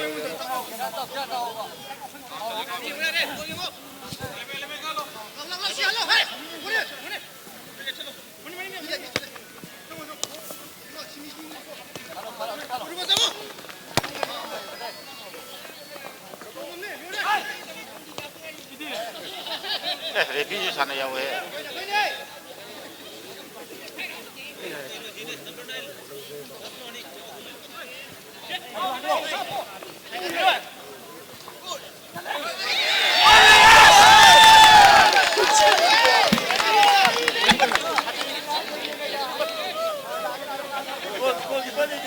Number 2. Number 2.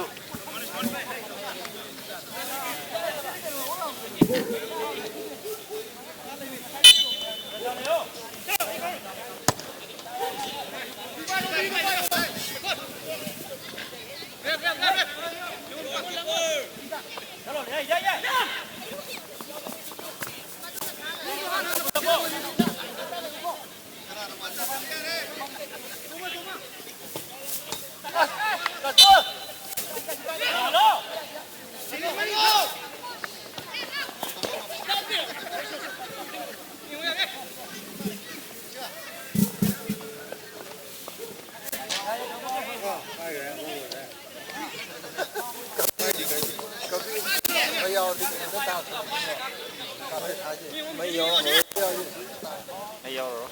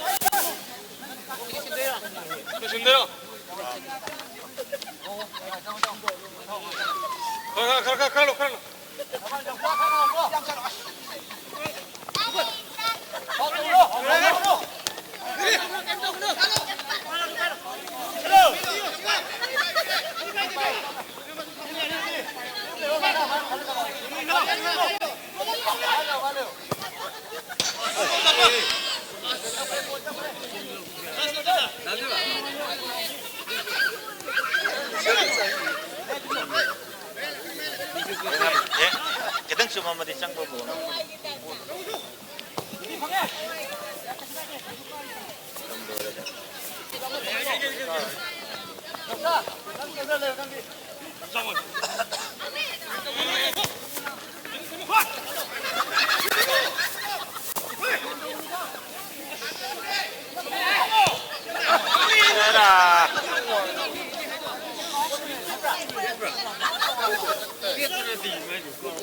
Dia bawa juga nak kau tolong pergi.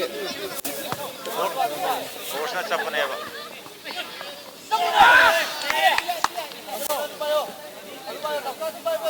Force na siapa ni?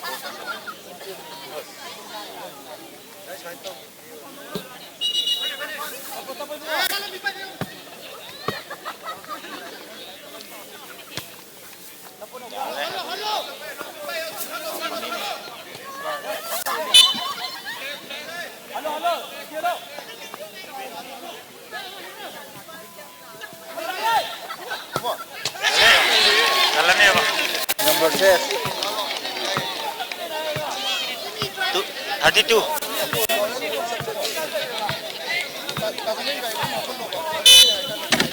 Mai ini ada tu tu yang mana?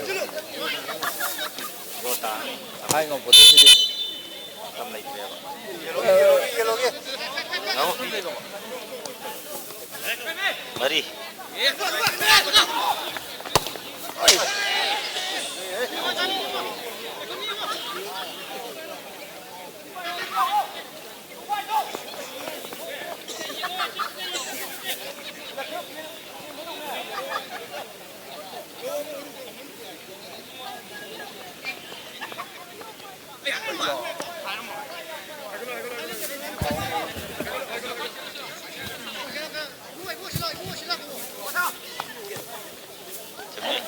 Tadi.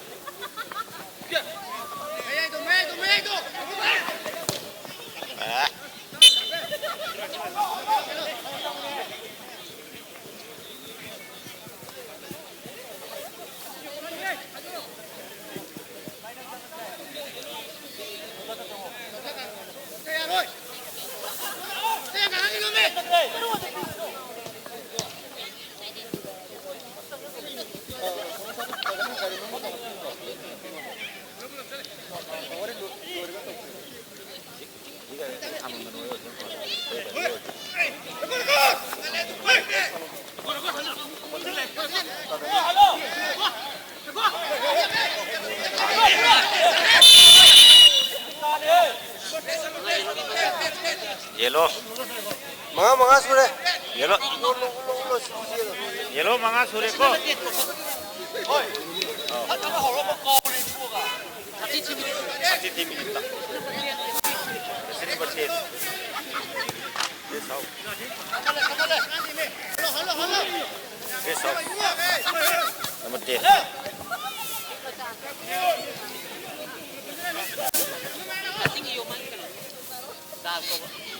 Charging.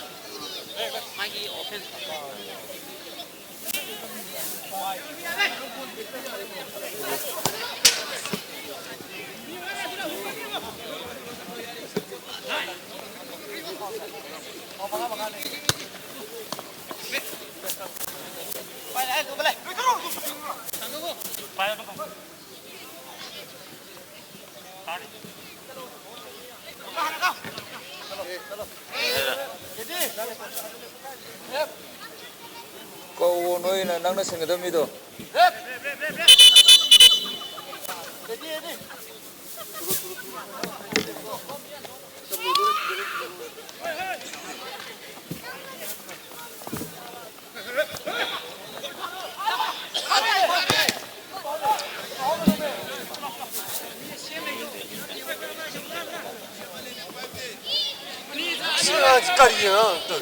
số tiền lần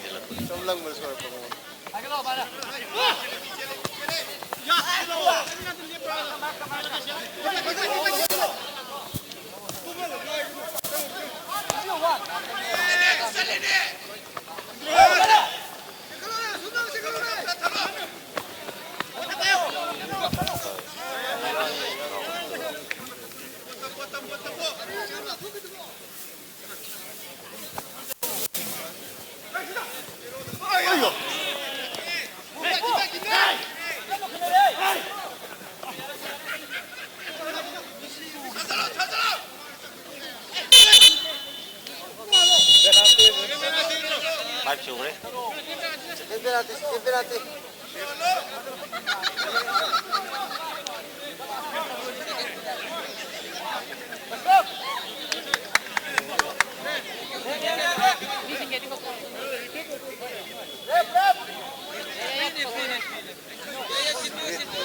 Lekin lu mga lu sudah. Jangan.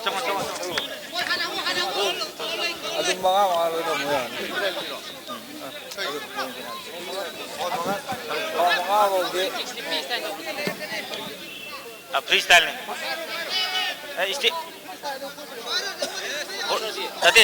Nanti second itu orang step tu tahu siapa ni. One step tu. One step tu hai. Four second याद रहे बा. नाम था ये बा. One step. ये penalty.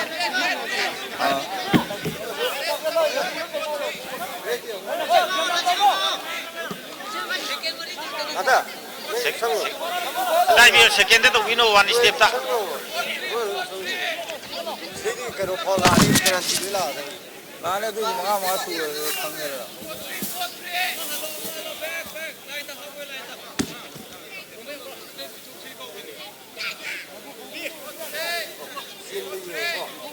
Step second bagi top tahu itu. Kin baga one step. Ya siap deh. Asmahan siap deh pak. One step. Adung tak makan oh pak.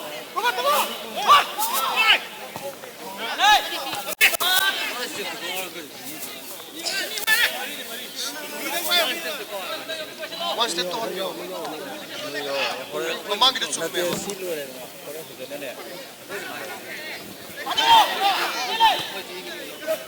Nanti ada tu apa?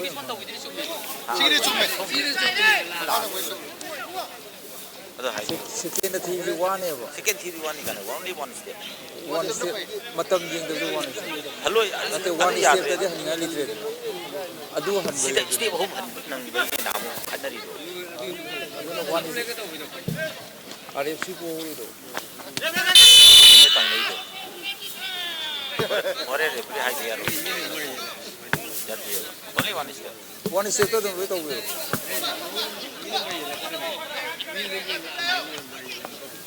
Koi ju nama ke piu di yau ki apa.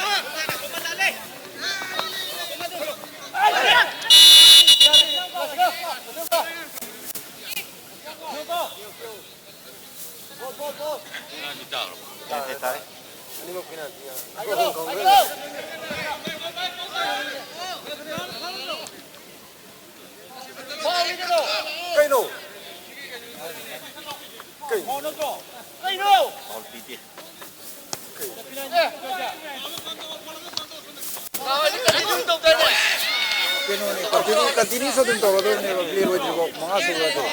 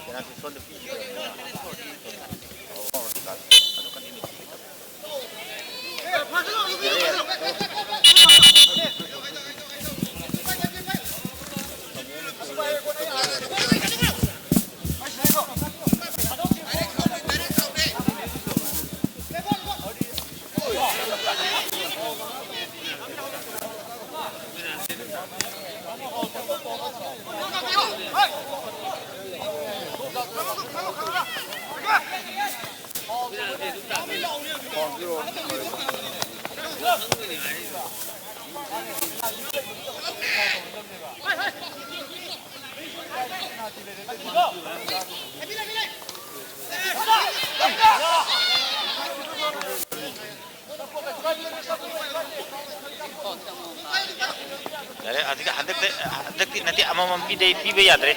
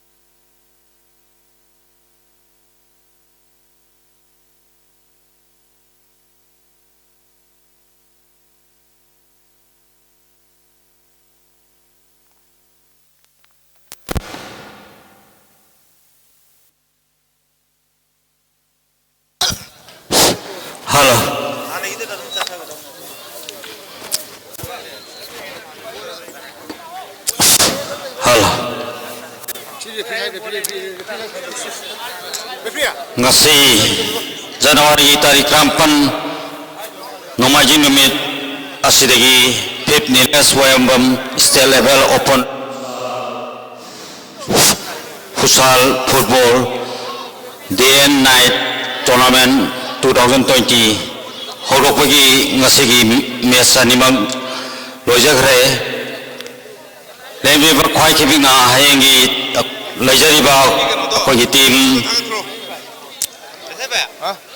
mangna hayeng match sanabigani maramaduna hayeng pung amataba matamda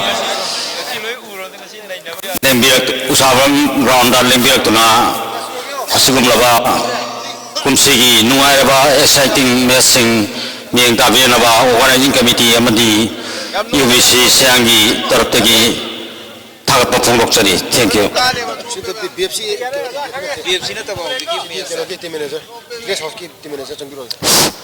Amka ningsingjage dress house की team manager organising committee की मफमदा अमुतंग लेंसिंबरना निसिंगजारी अमुकाना निसिंगजारी dress house team की team manager organising committee की मफमदा अमुतंग लेंसिंबरना निसिंगजारी